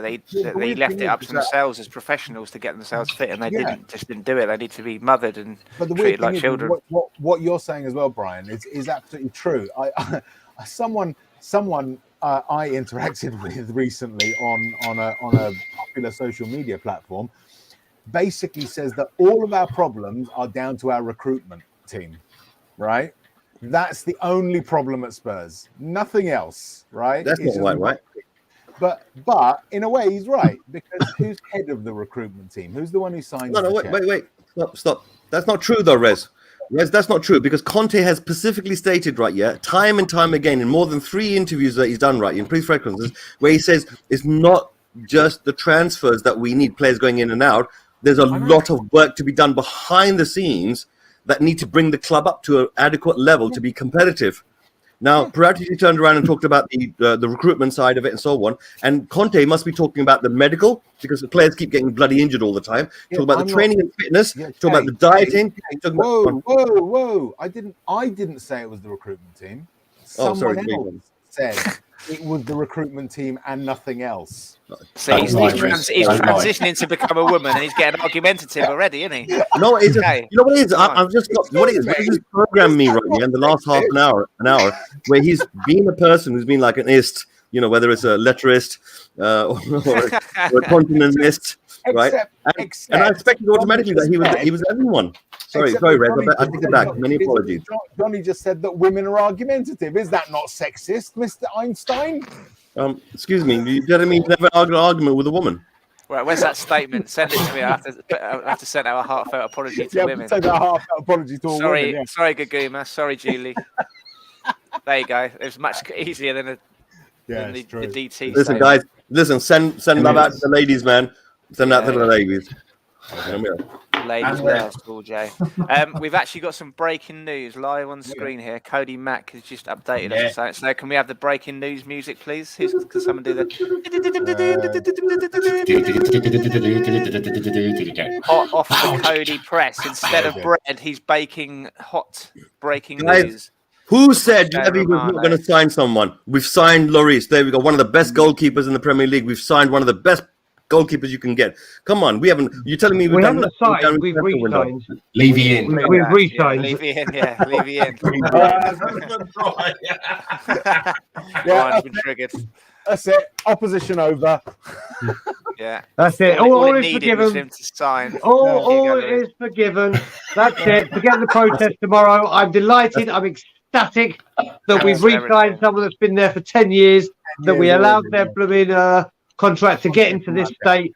Well done. But don't get me wrong. Well. Don't get me wrong. It's absolutely outstanding news. It really is. He'll be 37 then. Is he 35 now? I think so. I think he just turned 35 on Boxing Day. That's it. I'm going to unblock Levy now. Listen, you could see his love for the club when he ran down. Like he only did that against Ajax. That goal against Leicester, like No, we were just watching Lloris run down. No, he ran in front of the cameras. He wanted to get a picture of the glory. That's why he ran. It was phenomenal. Listen, he loves he was trying to grab Bergwijn, wasn't he, Brian? Let's pull him out of the crowd so he didn't get the book. He was trying to do everything, mate. But just seeing your goalkeeper run down to celebrate a last-minute goal like that was just incredible. It just added to the emotions and the support there, and just the absolute. It was just incredible. The atmosphere was just sensational. I've shared quite a few of my videos on social media. It was going batshit crazy over there. Last night really was something special. That was amazing. I mean, I thought you were going to crush Grandpa at one stage. Mate, I'll tell you what. Well, first of all, did you hear the Levy out chants during the game? Yeah. Okay, you could hear us. Okay, that's good. It started at the top, and then as soon as I heard one person said Levy out, funny enough, I was like, I can jump on this bandwagon, and I was screaming it. But then when I said to Danny, did you hear it? He was like, no. I was like, oh, don't be stupid.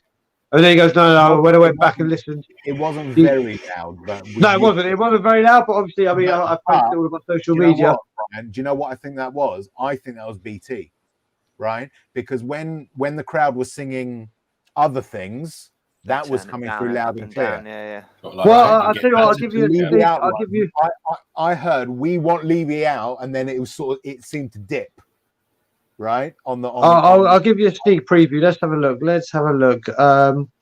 Let's go to. You tell me how. They said it 3 times, and then Brian said it 4th time, and no one else said it the 4th time. That's why there was a dip. No. Let's have a look. 1 second. The very first, we want Levy out. The volume of they turn it down, don't they? Like TV, when you hear swear, they turn it down. You guys can be the judge of. Practice it more, maybe. There needs to be more practice. Here you go. I'll tell you now. You tell me if this was loud. This is how loud it was in the stadium.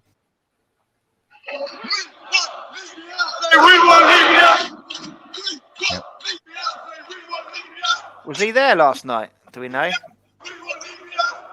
No, everywhere Brian is, Levy's trying to dive in. Was he there last night? Do we know if he was there watching the game? Mate, I didn't do my general Levy search. Normally, I get my camera and I zoom into where he sits to see if he's there. So I don't know if he was there, but I don't know. He might have know that I was going, and he was being pussy and came 15 seconds after I sat in my seat. What the regulations are of the way games. If like club officials are allowed to travel, I guess they are. Nick will tell you I was going batshit crazy in his car. I was fucking livid. You should have followed him. Away drivers, Nick. You could have followed him. Nick, what were you playing at? Guys, can we get back to our footballing thing? The players. Mr. K, don't come on here and tell us what we should be doing, yeah? Exactly. Exactly. You know what? If you were bored, right? Yeah, I would say something baldy. I'm not bored. And this is not your show, so I suggest you break down. All right? Yeah. Yeah. All right. Or I'm going to start on you as well, Mr. K, and I don't want to get into that position. Now, Mr. K is only trying to give the viewers what they want, and what he. I love you, Johnny. Johnny's got my back. Johnny's got my back. What the viewers want. One person in particular, by the name of Scott, is obviously he's looking forward to our review of Lucas Moura's performance last night. So, who wants to take on Lucas's performance last night? Whose turn is it? Well, Jens has got to do. Jens hasn't spoken for a while. He's been. Oh yeah, Jens. Did you want to take on Højbjerg? He's too busy making that Scottish sandwich with the Skittles in it. Jens, have you finished eating toast? Did you want to take on Højbjerg's performance yesterday? I'm still a bit hungry, so I'm just going to start on a pad of paper. Yeah, do it. Made of wood. So the redemption of Pierre-Emerick Højbjerg. Yeah. The floor's all yours, mate. As I said in the group chat earlier, I thought he was pretty poor in the first half. I thought he lost the ball a number of times, and he was running around a little bit like a headless chicken that we know he can be occasionally. But second half, I don't know what changed, but he was, very possibly. Yeah. Although I laugh, but I'll come to it. But you carry on for now. Yeah, that's a bit unfair because he did really try to get that ball in the back of the net. He was my first one to get the opportunity to do so. Yeah, fair enough. It was an open goal and he kind of blatantly missed it, but still. Yeah. Well, I mean, it's Johnny said to me as well, which I've always done. Whenever we've had Danish players at Tottenham, I am always overcritical of them. So, but yeah, second half he was great. Didn't he? He did that block. Was it from Maddison? I think he supplied the pass to Kane for the third goal. I think he was involved in the second goal as well. Yeah, he clipped it into Dohertyyyy for the second goal. Yeah, I thought it wasn't a complete transformation, but he definitely increased his performance in the second half, and yeah, I was very happy to see that. I think it was, and I was joking a little bit, but I think genuinely when he brought Dohertyyyy on, I think it was the fact that he was doing essentially. I reckon that tactical change was that was it you, Johnny, that said earlier that Emerson wasn't following tactical instructions? No, I don't think he was. No, I think that's what it was. And so Højbjerg also became more effective because when you had that three, the three central midfielders, it looked like you had two at the bottom, one at the top, and I think or they were rotating that who was going to run forward thing, and they relied on having the out ball to the wings, but without Emerson, with Emerson there, the out ball to the right wasn't working, and so basically Højbjerg was having to constantly damage control on that right hand side because that's the side that he was playing where Winks was on the left, and so because of that he was looking ineffective. Whereas when he had Dohertyyyy up front, on the side, he had the out ball, so he didn't have to do as much mopping up, and I think that's probably what it was. Well, you had the out ball. You just summed it up perfectly. They knew where Region and Dohertyyyy were, so they had that out ball. If they were ever pressured, they knew where the guys were, rather than being with them stood under their feet, right underneath their feet. Yeah, it just made space for the whole team with the positional changes that he made. Yeah. Brian, Kaguma's saying, where can she watch that video? Is it on Twitter? It's on my Kaguma. If you're on Instagram and you follow my Instagram, it's on there. And my Instagram is just my name, BRI, instead of Brian, and my surname. Very, very simple. Same with my Twitter, but I haven't put it on Twitter. To type it in the comments. I need to get Kaguma's number anyway. If you're on Instagram, just send me your number and I'll WhatsApp you my number and send you the video direct. Or Twitter, send me your number and I'll message it to you direct because this is a wonderful lady I'd love to stay in touch with. She's brilliant. It's definitely on my Instagram and my Facebook. Then everyone will have your number. Yeah. Yeah, I'm not going to post my number on here. No, not you, Brian. I was going to Kaguma. Yeah. The last thing I need is putting my number on a Spurs. Oh my God, could you imagine? Could you? That'd be fun. I need to try and bring this back to some form of sanity, don't I? So, Brian, I'll put it into the comments right here. With your Twitter handle, okay? Yeah. So Kaguma, you'll be able to find it from that. All you got to do is get rid of the gap in between, okay, Kaguma? Yeah. That's the same for my Instagram as well. I think Jens was going to do Lucas as well. Yeah. Are you going to do Lucas as well, Jens? Are you? Yeah. Sorry, just a moment. Toaster's going. You making popcorn? No, that's the timer on the passport photo camera going. He's got to just don't smile.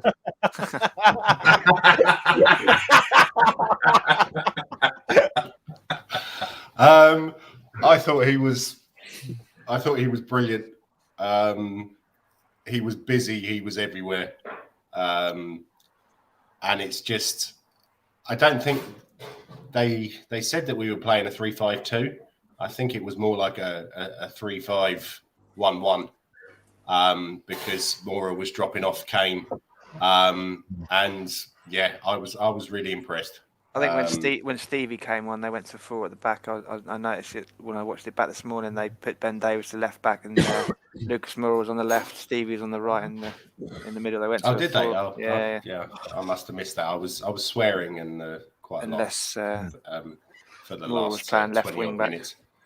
But I thought he's been brilliant this season. Yeah, and he bleeds white and blue, doesn't he? Yes, exactly. He's got that. He's got that iconic photo now, hasn't he, of him like Pele up on that guy's shoulders with that hand. And then nicking that bloke's hat as well. That's it. Yeah. It's just that could be his Nike Air emblem. You see, Lucas Moore, like that. I don't know. You can't really see it, but he retweeted the guy. Sorry to the boy, I couldn't hold my euphoria with nicking his hat. That tweet that was sent out. I like the way he calls him boy. He's probably older than him, isn't he? Yeah. But like Brian will say as well, when we get to, obviously we're jumping a bit from when we were at Hotspur Way the other day when I was trying to find MacauLevy Culkin. Lucas was, must be on Red Bull all day long, all night long. He was the most enthusiastic of them all, going in and coming out of the training ground on whenever it was Tuesday. So he was, and it felt like he wanted to stop but he couldn't. So I guess COVID protocols are not really allowed to mix with people. We are indeed. We've talked about Harry Kane. I thought he was brilliant. I thought he was brilliant second half against Chelsea, and yesterday was our best player, wasn't he? Just he looks to be getting back to his best. It was good to see him shooting from range again, because that shows his confidence is coming back. Yeah. Did you see Steve Nicol? I think Will share it last night on his stream. That he was saying, that Harry Kane cost us the game because he wasn't taking his chances yesterday. That's the is it? I don't know which channel it was in America. Obviously, Colin's not on at the moment. Was it NBC? Was it? Or yeah, I think so. Yeah, and so that's the angle they went with. We just won an exciting game. We've come from behind, and the angle they went with was like, Harry Kane was off the boil, and he should have taken the chance, and he nearly cost us the win. What a load of bollocks! Even Robbie Savage was complimentary yesterday, right? That's hilarious, wasn't it?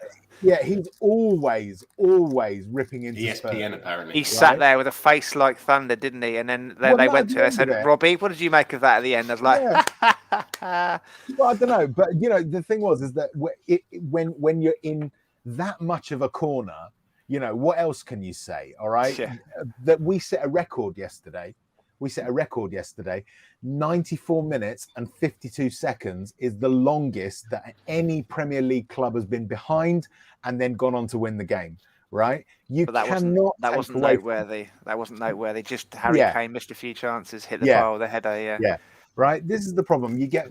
This is the issue, right? And I turn around and I say, about media bias, and people say, "Oh, you're just being a conspiracy theorist," right? They did another one. I get alerts from the BBC on my phone, right? And get me and Kay started on the BBC. The one that I got the other day was, what do we do about Burnley's fixture congestion, right? How are they going to handle it and all of this stuff? And it's like, about Spurs' fixture congestion. Yeah. We've only played one game more than Burnley, and there was a period where we were the club with the most games in hand, right? What about our fixture congestion then? Where was the BBC Sport alert then? Yeah, but this always happens to us though. Yeah. But Rez, I mean, look, guys, this is truthfully, ever since I've been watching Spurs, there's always been levels of injustice being performed against our club, or without a lack of thought towards the dignity towards us in many of the instances of things that have happened, and people think they can get away with it and it's perfectly normal to do so. And you know what? It's getting to be a disappointing thing, like seeing this year after year, season after season. Of course. I don't know. It's like that Steve Nicol bloke, right? He thinks he can talk shit about freaking Kane the way that he does. He blatantly turned around and said, "Oh yeah, he's world class last year, but he ain't now." That's what he's trying to say. What an asshole, trying to get the likes and stuff. What about because he didn't go to Man City? Yeah. What about Kane allegedly fouling whoever the fuck it was at the time, and Sky wheeling out a fucking monitor after the game to walk him through it? Have they done that to anyone else? It's disgusting, isn't it? Right. The thing is, we've seen this time and time again. We're the only people that seem to notice. Everyone else seems to laugh and revel with it, right? Yeah, and not turn around and say, "Hold on, that's not right." I mean, Klopp, surely that Klopp had right, yeah, when he was talking about us and the 2-2 draw, and then in 2 weeks later he's drawing against someone else. Look at the blatant way in which they speak. These things don't happen by random. These people get paid a bucket load of money, right, yeah, to know exactly how to talk in front of a TV screen when it comes to press conferences. They know what buttons they can push and get away with. And it's like Arsenal, for example, right, yeah, knowing they can get away with it because it's only Tottenham. Yeah, I've had enough. It's too much, honestly. It's too much. Surely Kane must have noticed behind the scenes that everyone's this agenda against him. But he's so dignified the way he handles it all with his England media duties and stuff, isn't he? Which is, I think, one of the things that there's been this disconnect initially at the beginning of the season because he feels kind of guilty in some way that he's kind of betrayed us, who's always had his back against those kind of agendas and those kind of things, and he kind of maybe thinking that disconnects a bit there at the moment because he's kind of betrayed us in some way and he's got to make it up to us. You know, some of the fans betrayed him before even he didn't turn up to the training ground. Yeah, absolutely. So, you know, the problem is that they're all human beings, you know, all of the players, the staff, the scouts, you know, the dinner lady, us, the fans. We're human beings at the end of the day. You know, we do feel things, we do get hurt. And it's so difficult to kind of hold yourself together and not respond when you are getting hurt. And I suppose if you're a role model and in front of the TV screen, you kind of have to hold yourself even more and hold yourself back. And sometimes you can't defend yourself because you're not allowed to. No. And that means that people can just run their mouth whenever they feel like it. And that's where the Twitter trolls come in. And I think half the damage is being done by that alone. Yeah. If you look at the last two games, Leicester and Chelsea fans, all the things they sing at Harry Kane about him, spit him when he talks and stuff, it's disgusting, isn't it, really? But he has to just stand there and take it. And the best way to respond is to score goals, isn't it? I guess that might have fired him up in the second half against Chelsea, which ultimately led to his renaissance. Let's talk about rent boys, which in actual fact, calling someone a rent boy is not homophobic. A rent boy is technically a man who sells himself for sex, which can be for a woman as well. So I have to just come in there. The whole Chelsea thing wasn't about the rent boy thing. It was when Spurs fans were singing he shags Declan Rice, he shags Declan Rice, Mason Mount, he shags Declan Rice. That's where. No, they actually directly referenced it. Guys, either way, either way. Yeah. Either way. I want to develop this, okay? Very quickly. The one thing I'll say is this, right? If you turn around and say X shags Y, right? If you say that is homophobic, not you one, if one says that is a homophobic chant, that actually says more about the person making the accusation.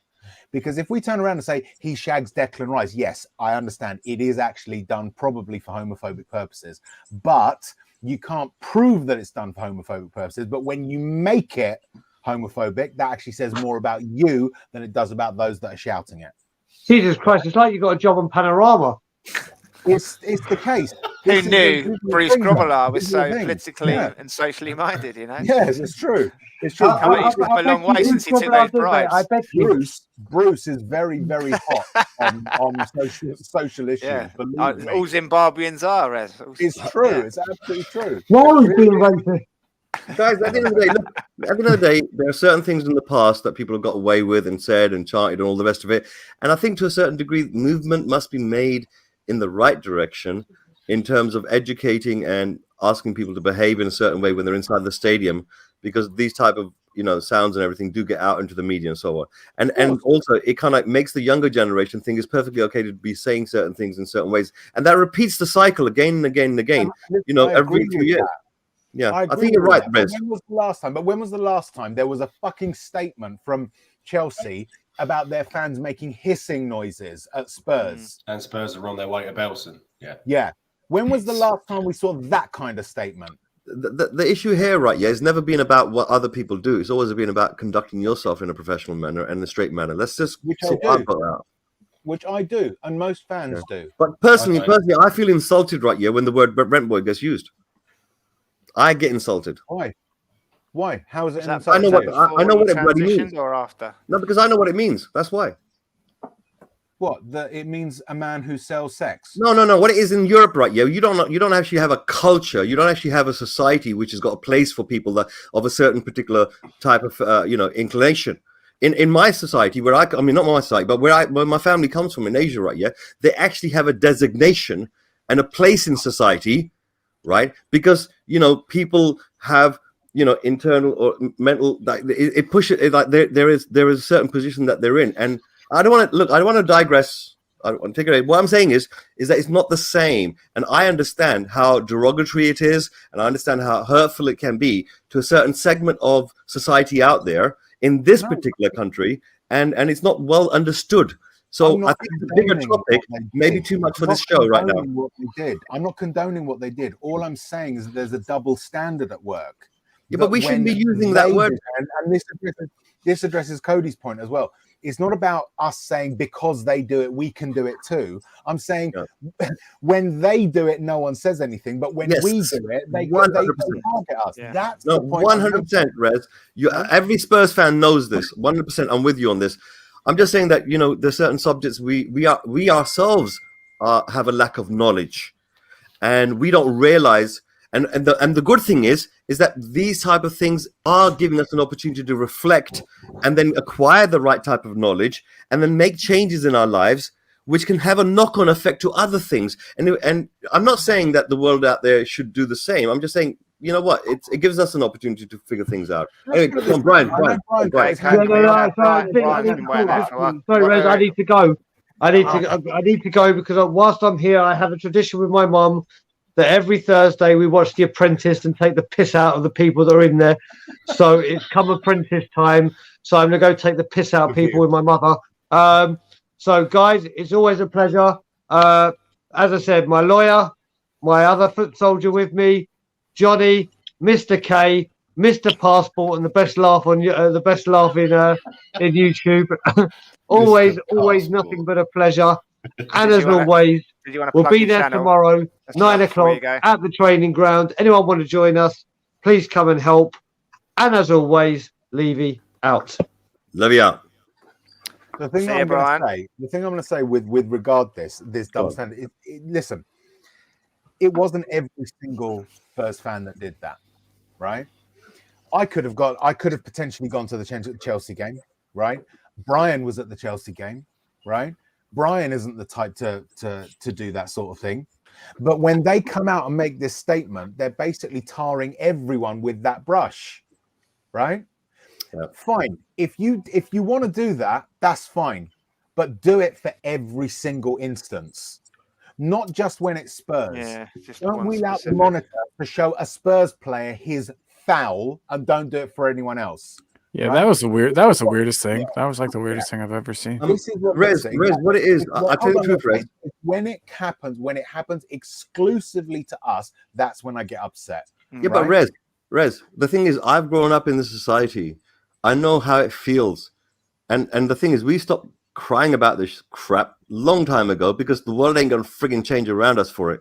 Yeah, but the thing is, Kay, is that just because we understand, well, as a Spurs fan, I'm talking about as a brown fella with a beard. but the point is this. Okay, let's. No, we're going to cry about one thing. Let's cry about the whole bloody damn thing. Well, let's take that. That's the issue which I've got. Let's take that to the logical conclusion. Okay, if the idea is that this sort of thing happens, therefore we should just accept it and not worry about it. That applies to everything. We're doing the quiz soon. I'm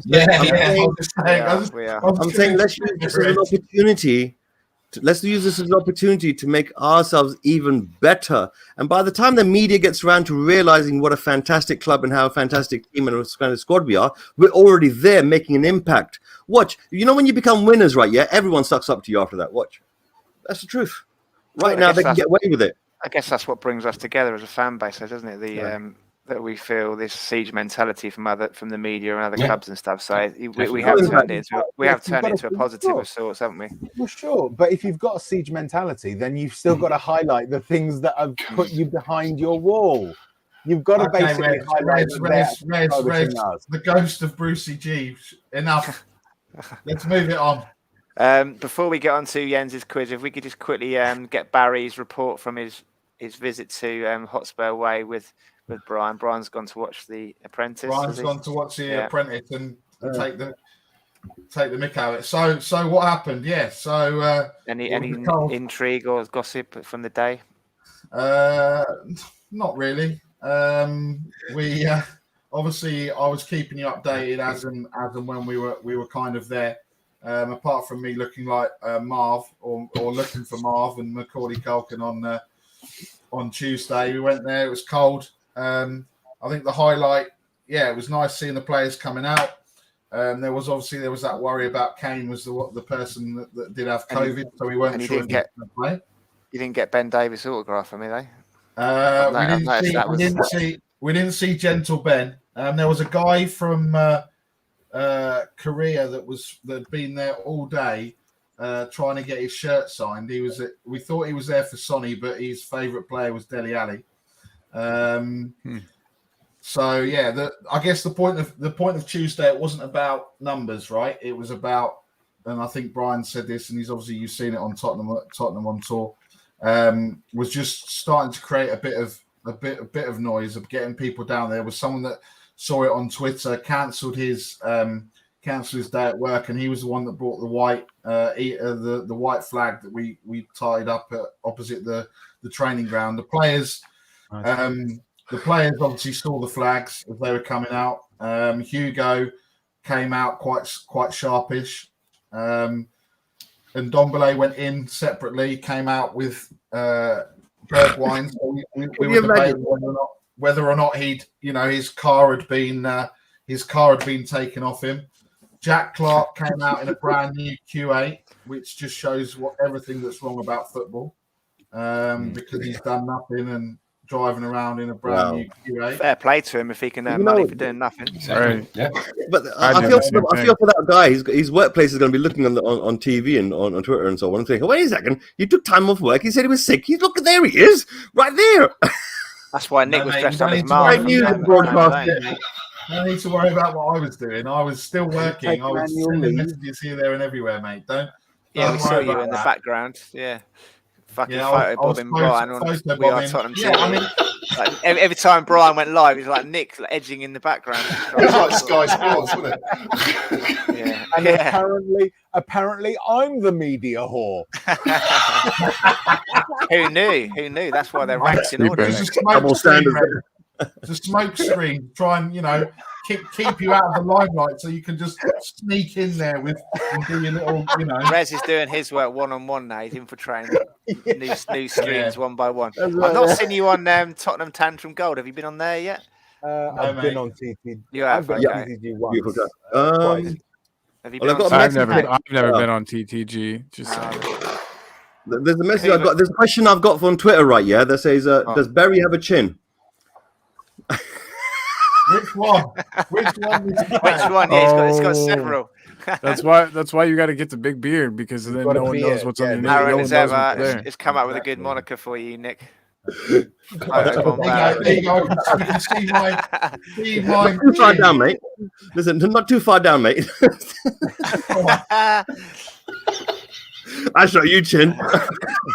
I'll tell you what, Mr. K, we'll kick you off in a minute. Carry on. I was going to say, oh man, the disrespect. Disrespect. The disrespect that you're showing us when you say, I'm here to have peace and love and everyone to enjoy themselves. But I'm going to come on show. I'm ashamed. I've let you guys down, man. Seriously, I'm really sorry. You let the kids down. It's not just Rez's rage. It's Barry's boiling as well. Yeah. Right? I wouldn't want to fight Barry. But just to confirm, we didn't find MacauLevy Culkin. We didn't see Levy until he left after we'd gone. So that was obviously the literally 15 minutes. It's Danny Kiriak. Brian's not here, What's up, so sir? we're gonna do it properly. Ready? 1, 2, 3. He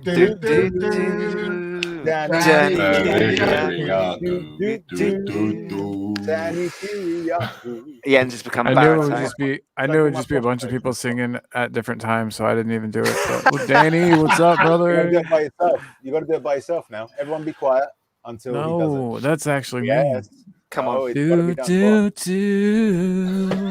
Marilyn Monroe Danny Kiriakou. I put a little it must be an American thing with ginger beard. You went out, you became a Will Stewart there, and you want some echo and reverb on there as well. I was gonna say that. Yeah, that. Don't clip that. I don't want any record labels getting a hold of that. I don't want record labels contacting me. I'm done with that part of my career. Cody's already on it, man. The editing suite's open already. I would love the 6 of us, right? Just away from YouTube, just do like a Boys to Men practice session, and the next time he comes on, just do those perfect close harmony of do Danny Kyriaki. That'd be amazing. Jens is already going for the baritone, isn't he? With that do. Oh yeah, That was straight from the heart, Danny. So clip it, Cody. Book it, Dano. Send it to the day. Send it to the day. Go, yes. Please. Okay, so that's about it. That's about it from the training ground. I know Brian's going to be there tomorrow. So we'll see. Yeah, Jens is looking at his watch going, is this fucking quiz going to ever happen here? Yeah. Shit, there's a quiz? There's a quiz, yeah. I'm being quizzed? I promised Jens that we'd be done by 9, so he's I'm in his bad books at the moment. It's not okay, should we do his quiz then? I'm ready. So right. As you can see from the ticky at the bottom there, this is the Jens quiz. I need to get rid of that comment there, don't I? Get rid of that. Where is it? There we go. We're on Steed Malbranque. In honor, you were on the show, Colin, weren't you, when we were going about Steed the other day? So we thought we'd do obviously we'll cut this bit out, because we were going to do a Steed Malbranque quiz, weren't we? So we can hit him up on Twitter and then try and get him to come on the show. That was our plan behind it. So cut. So can you clip this bit, Cody? Yeah, this bit. Yeah, that bit's shit. Cody, don't clip that bit. So in completely unrelated news, we're doing a Steed Malbranque quiz here. I don't know where I came up with the idea for that. Colin, it's Colin's idea, actually. Yeah. I mean, all of us love Steed Malbranque. That's why, and we're big fans of his. So it'd be great. Yeah, I'd love to meet Steed. Whose favorite player isn't Steed Malbranque? That's absolutely true. Really. When you think about it, most of the Limonest Saint-Didier. Is that right? Steed Malbranque is oxygen in our lives. He's famous. He's in that movie, isn't it? If we could ever get him on our podcast, that would be believe it or not, what I'm vaping is not nicotine. It's actually Steed Malbranque. Here, just straight up. Mr. K is not transitioning into a woman. He's transitioning into Steed Malbranque. Yeah. That's what I want to be. Yeah.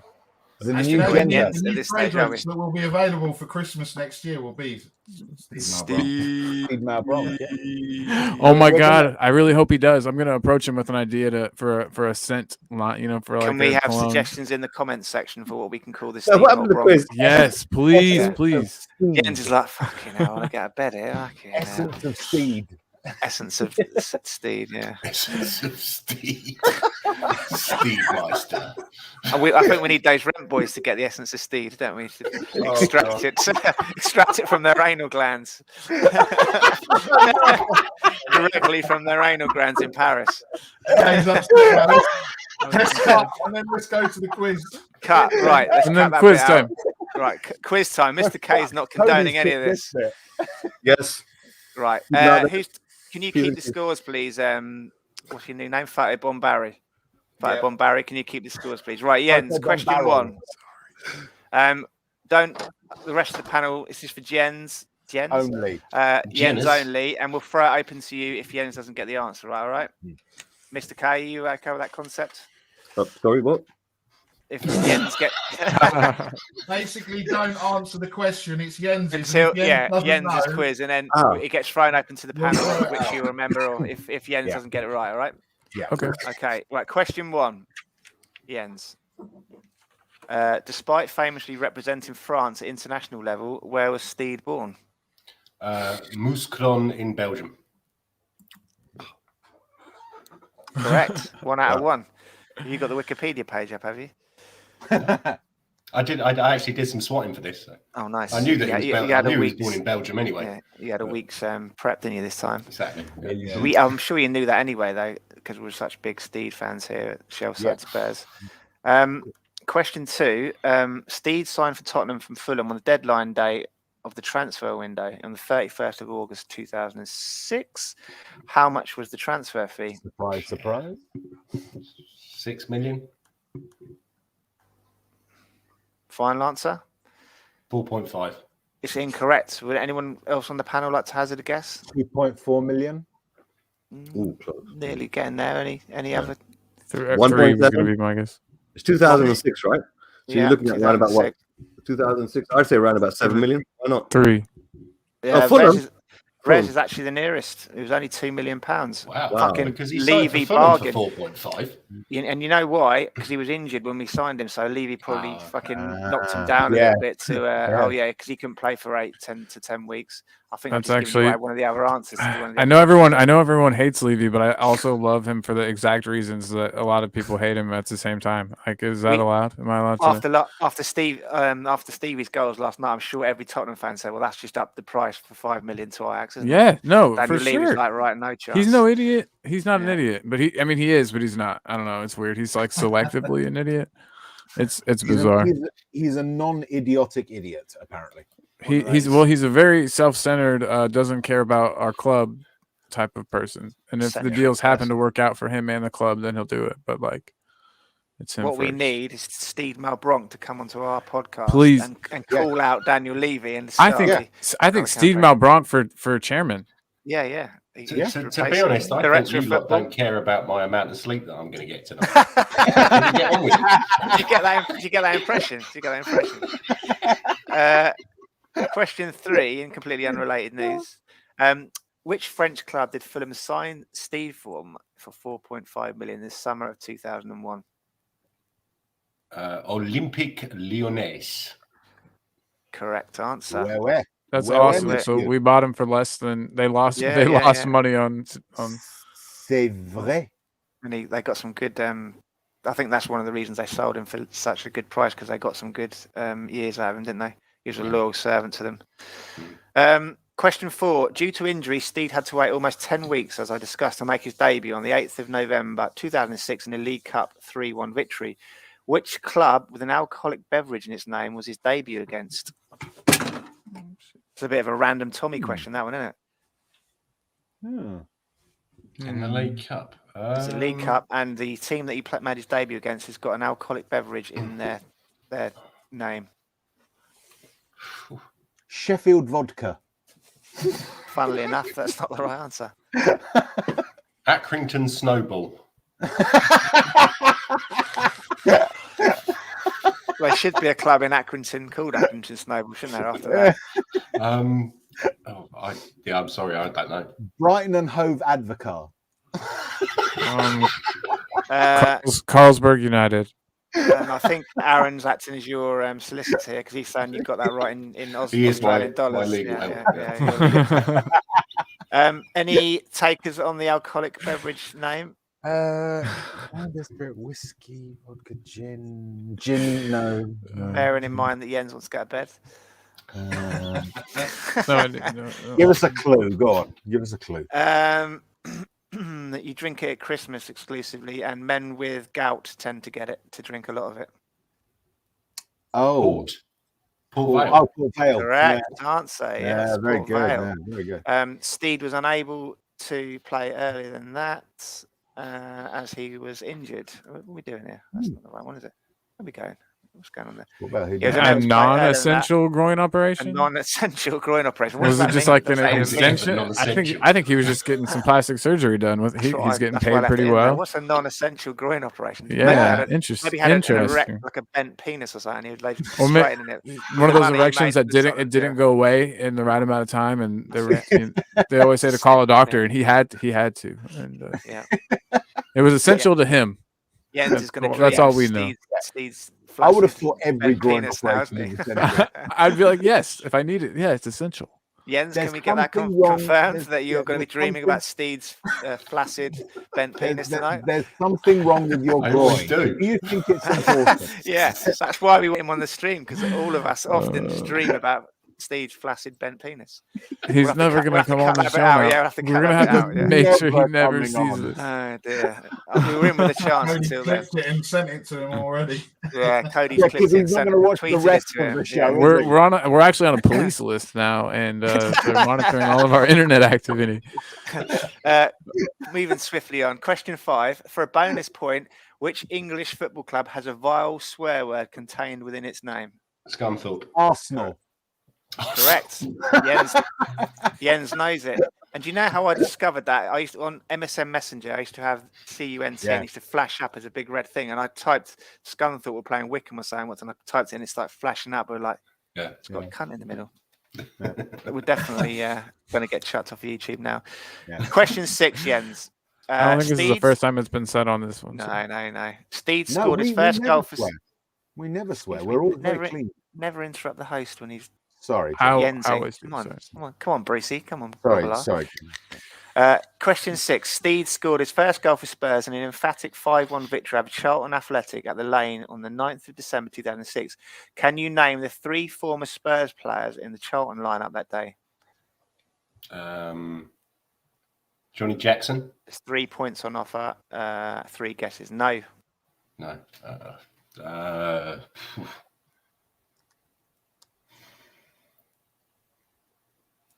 2006. I think Charlton. Yeah.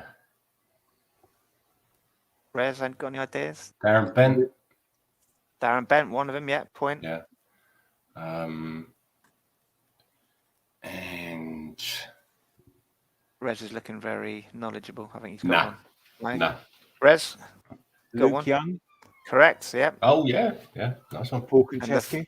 No, the third one, he was probably the most unfit player to have played for us since Tango and Ndombele came along. Willem Corsten? No. He retired after us. He had the same fat ass. And he's from the same country as Aaron. Oh, Andy Reid. Correct. Luke Young, Andy Reid, and Darren. That goal he scored against Villa when we beat him 5-1. He had a good left foot on him, didn't he? He did have a good left foot on him. He did. It was just the rest of him that was probably. I bring good news. 2-0. It's 2-0 unless they rule it offside. It's going to VAR, apparently, Scott says. Yeah. I thought they weren't using VAR in the Carabao Cup. They are if both clubs are in the Premier League. Because if we'd have been playing someone like Fulham, then we would have been 3-1 up, obviously, because they wouldn't have gone to VAR for those 2 penalties and okay, right. I think it's going to be ruled offside. I'm just watching it now. Yeah. You're question 7, Jens. What was so special about Steve's goal in the second leg of the UEFA Cup last 16 against Sporting Braga on the 14th of March 2007 at White Hart Lane? It was our 150th goal in Europe. It certainly was. Brilliant. Me. Good work, Jens. Boom. Stats like that, which beat Brian Daigle that time. Mr. K doesn't believe it. Look, Mr. K's dumbstruck. Unless he's moderating. Listen, you will learn. Channel again. If you watch the channel, you'd know that Jens does well in his quizzes. No, I don't. I haven't done well in ages. Jens is the quizzes. What are you talking about? You should rename the program, right? Yeah, Jens quiz. Jens if you watch the show every week, Mr. K, you know that it's actually called the Big Jens Quiz. The Big Jens Quiz, exactly. Well, Aaron actually said last night that we should change the stream name from Shelfside Spurs to SOS, same old Spurs, when we were 2-1 down. So 2-0. It's confirmed he was onside. No. Yes. Come on. Get stuff, bum and all. Jobs. Yes, good stuff. Question 8. Steed famously left Spurs to join Sunderland in July 2008, along with 2 other Spurs players. Can you name the other 2 Spurs players that also went up to Sunderland? Timu Tanio. Correct. And Pascal Chimbonda. Yeah. Nice. What? Correct. No. Sorry, sorry, as David Pleat would say, Chimbonda. Shimbomba. Chimbomba. Speaking of non-essential operations, David Pleat was supposed to be on Spurs show live this week, but he's having a non-essential operation, so he's postponed it, and they've got his flaccid penis. Yeah, they've got Big Chiv instead. They've got Big Chiv instead. He's going for his 1-11 Spurs team. Brilliant. Cool. That's awesome. Here, Aaron says, go easy on Andy Reid. He used to play guitar and sing the songs in the restroom. Yeah, that's why his ass was so fat, because he was sat down all the time, Aaron. Yeah, that's right. Scott confirms the goal was stood, so hopefully those dirty gooners are going crashing out. Yep. Before Jens goes to sleep to dream about Steed's penis. Question 9. Steed made 62 appearances for Spurs in his 2 seasons at the club. I thought he was here longer than that, but how many goals did he score for us? 12. I was going to say 6. Really? I was looking up team. You might want to recheck that one. I'm sure it's 7. It's 7. Hold on. No. Excuse me. It is 12. I'm pretty certain of 12. it. 12. Yeah. Rez, do you want to check it out? Your moderator. He's on it. He's on. That's the first thing I looked up on Steed. On goals. It was appearances and goals. Jens is like, I don't give a fuck. I just want to get out of bed. Yeah. Question 10. I've still got to finish the little ones. VAR can check it tomorrow, so I have to tidy up all the rubbish. So don't you hate that? I know. I mean, it's like, oh, the cleaner's coming, so I have to clean real quick. Yeah, no, but it's just like cleaning the plates out, off the floor and. What's your that shit off the floor and kids are crazy, man. Off the walls. And, they'll do that. Does anyone know if No, he's left. He's left. Is it? Yeah, I don't know where he went, but he's left. Wikipedia is saying 6. But no way. Wikipedia also no. Wikipedia is saying 12. It's 6 league goals he scored. Did I scored 12 in total? Check the wording of the question. If it's league goals, then yeah, wrong. There's only 2 then, isn't it?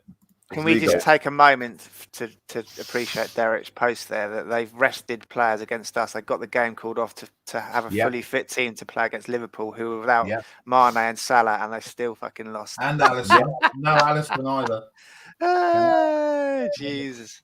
This is to Arsenal, what I'm about to do. Salah Man not playing. It's the old Theo Walcott, isn't it? Yeah. Graham says one of the lads at the training ground told us one of Levy's own friends called him Tight Fist. Well, yeah, I'm sure they call him more than that, mate. Tight Fist C. Okay, so the last question, so Jens can go and dream of things. Question 10. As discussed last week, Steed is still playing in the amateur leagues in France. Kay, I'm sure you know that because you watch avidly every week. We discussed Steed's career last week, still playing at age 42. But can you remember the name of the club which we've now adopted as our French team? I mentioned it earlier, didn't I? Limonest Saint-Didier. Yeah. Where? You are. And if you notice, I don't know if you can see it on our screen there. That it's in the Alps, is it? Yeah. There's our little badge on the right-hand side here. I don't know if you can see it when you watch it back on YouTube. It's actually the crest of his new club. I've changed it, so it's like a lion, a blue lion. Yeah. So yeah, FC Limonest Saint-Didier. They merged with another club, didn't they, Jens?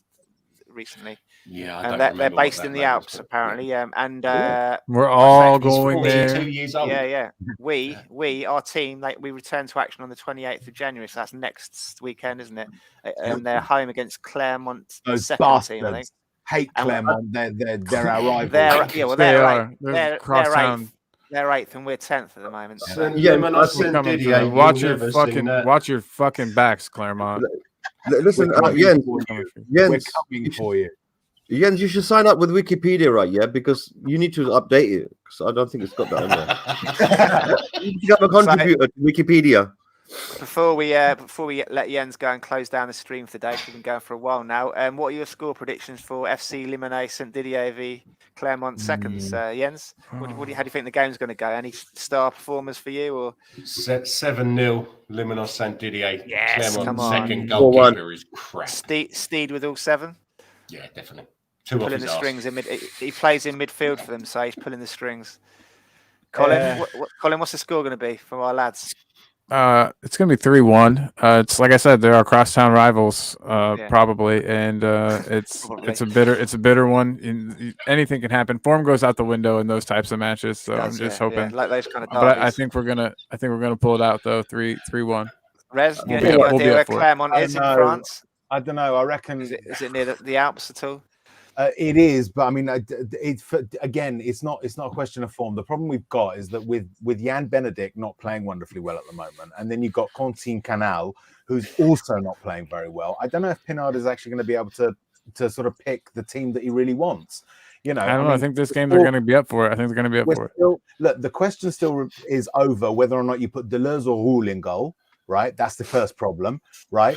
We don't know if Laurent Kayambo is going to be, actually working these things properly. Exactly, so it could be 4-2, 2-0, 1-1, 0. I don't know. I just get the feeling that with our luck, Clermont is going to just fuck us again. Mr. K, what's the score going to be in the FC Limone St Didier v Clermont second team? Well, I think it's going to be 4-1, as I've been saying all along. 4-1. 4-1 for the French Bobby. Is there one goal that is going to be Bobby in French? Robert, 4-1 for Robert. The sour note is the fact that no matter where anyone goes and they leave Spurs, they carry a little bit of Spurs with them. They do. So let's just hope he doesn't see this. Everywhere you go, about his penis. Nick, what's the score going to be?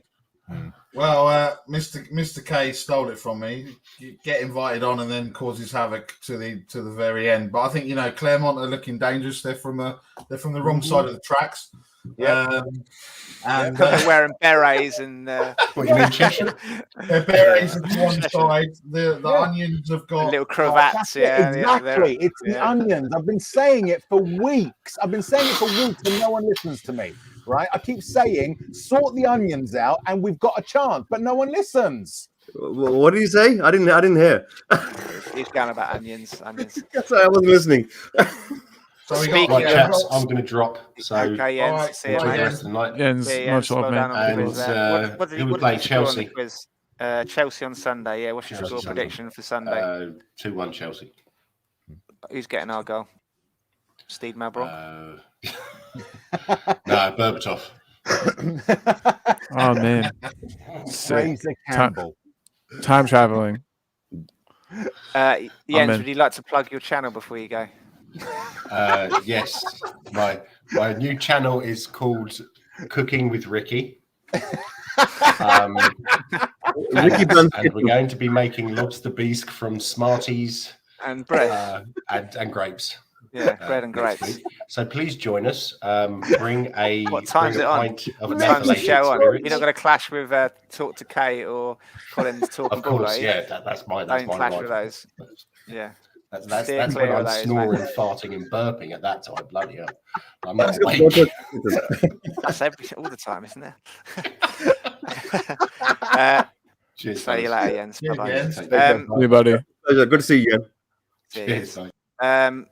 So our first special guest of the week, Mr. K, would you like to plug your channel? What time is your show next on, K? And would you like to give the viewers a heads up as to where they can find you and whatnot?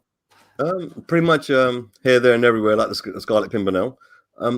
Generally speaking, I just like to do one show a week on a Tuesday night on Will Stewart's THFC Rants channel. And my show is called Talk to K. Simply, it's just a relaxing show.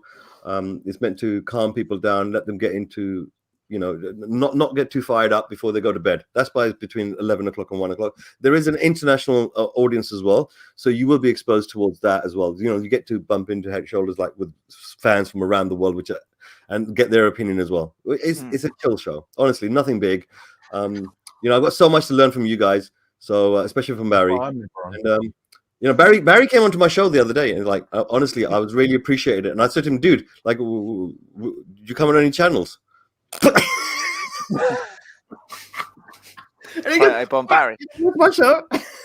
No, brilliant. Listen, viewers out there, if you're watching the show right now, please smash a like if you possibly can. It's a brilliant show. Put a little notification bell on, and so you know when it's going to be streaming out. This is a beautiful show. Jens is absolutely worth coming down for. So yes, thank you very much, viewers. Smash that like. Jens alone, no one else but Jens alone is worth coming down for. Yeah. The other guys. But Jens, though. But Jens. That guy Jens. Yeah, he's Jens is great. The rest of the rest of them.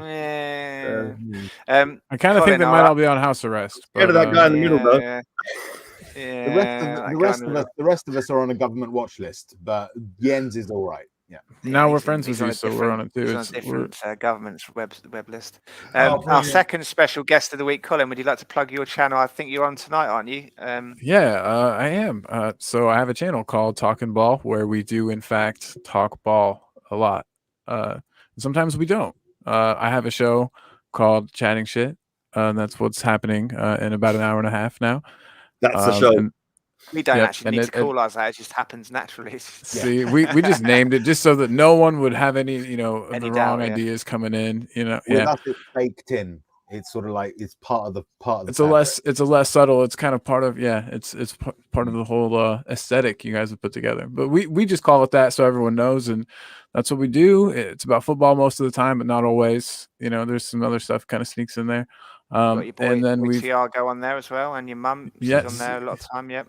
Yeah. And then I was going to say, and then on Mondays we have another show, same time, and Tiago runs that one, and it's a little more about football than mine are, and a little more structured, and kind of rounds it out and makes it an actual football channel. So yeah, definitely stop by and subscribe, even if you don't really like it. Just hit subscribe. It's really easy, and then it makes me, it gives me more subscribers. So if you don't subscribe both to this channel and to Talk to K and also to Talk and Ball, I've seen studies that suggest that makes you a West Ham fan.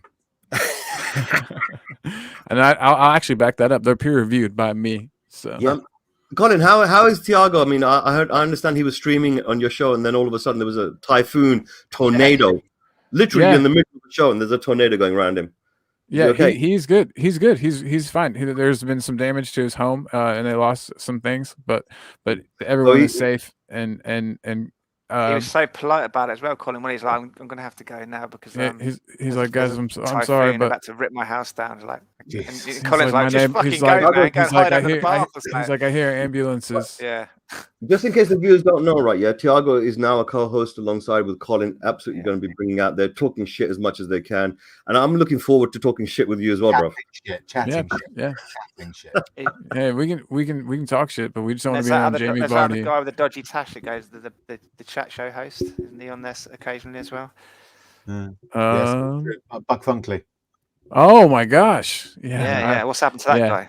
That it's been on hiatus, but that's coming back as well. So yeah, if you just subscribe to the channel, then you hit the little bell, you'll be notified 30 minutes before Buck Funkley comes back. You'll know before a lot of people do. Before Bob Funkley, himself, and then I'm also on Twitter at TalkingBall1.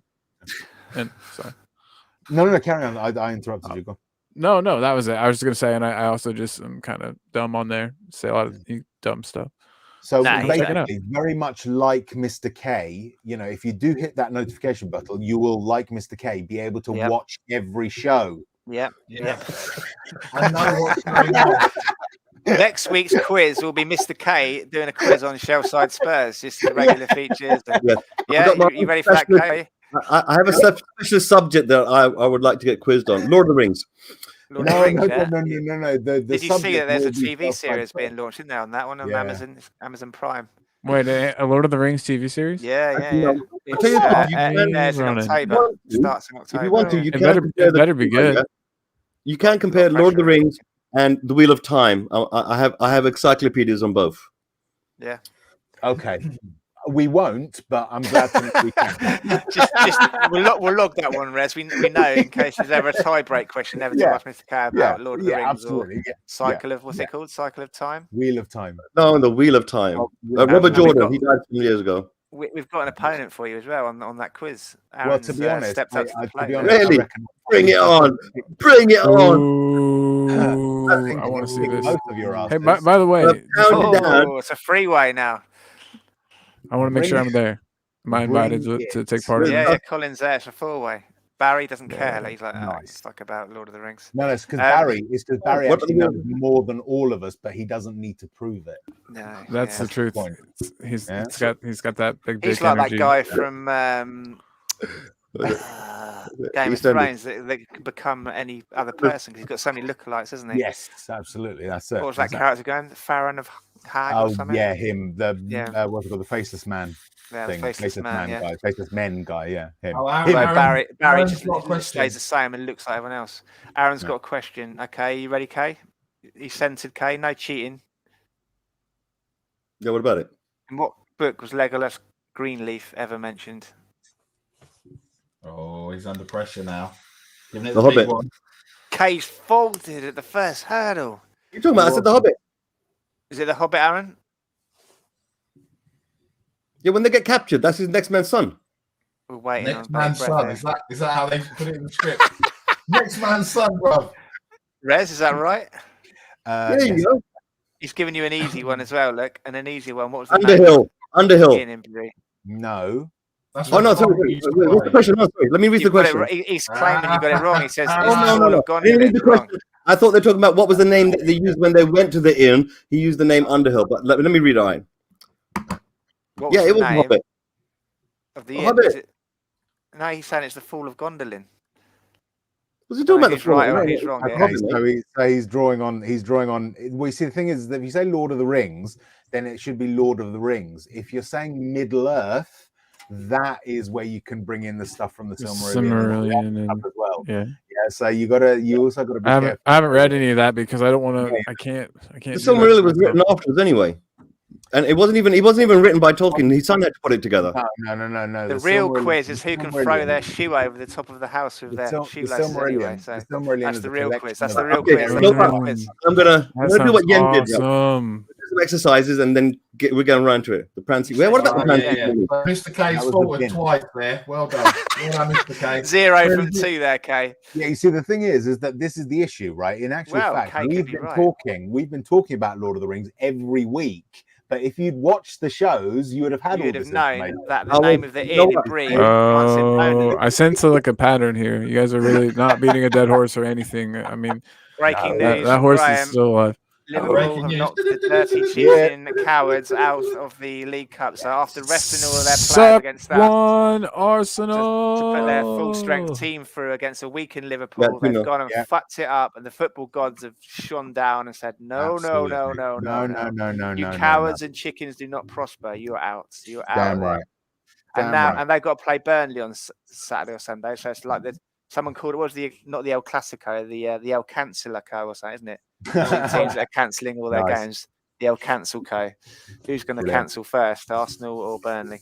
Burnley, yeah. Good. And on that note, good work, Graham, for bringing that to attention. So there can only be one thing to say: fuck Arsenal. Levy out and fuck Arsenal. Fuck Arsenal. Levy out. All right, let's go.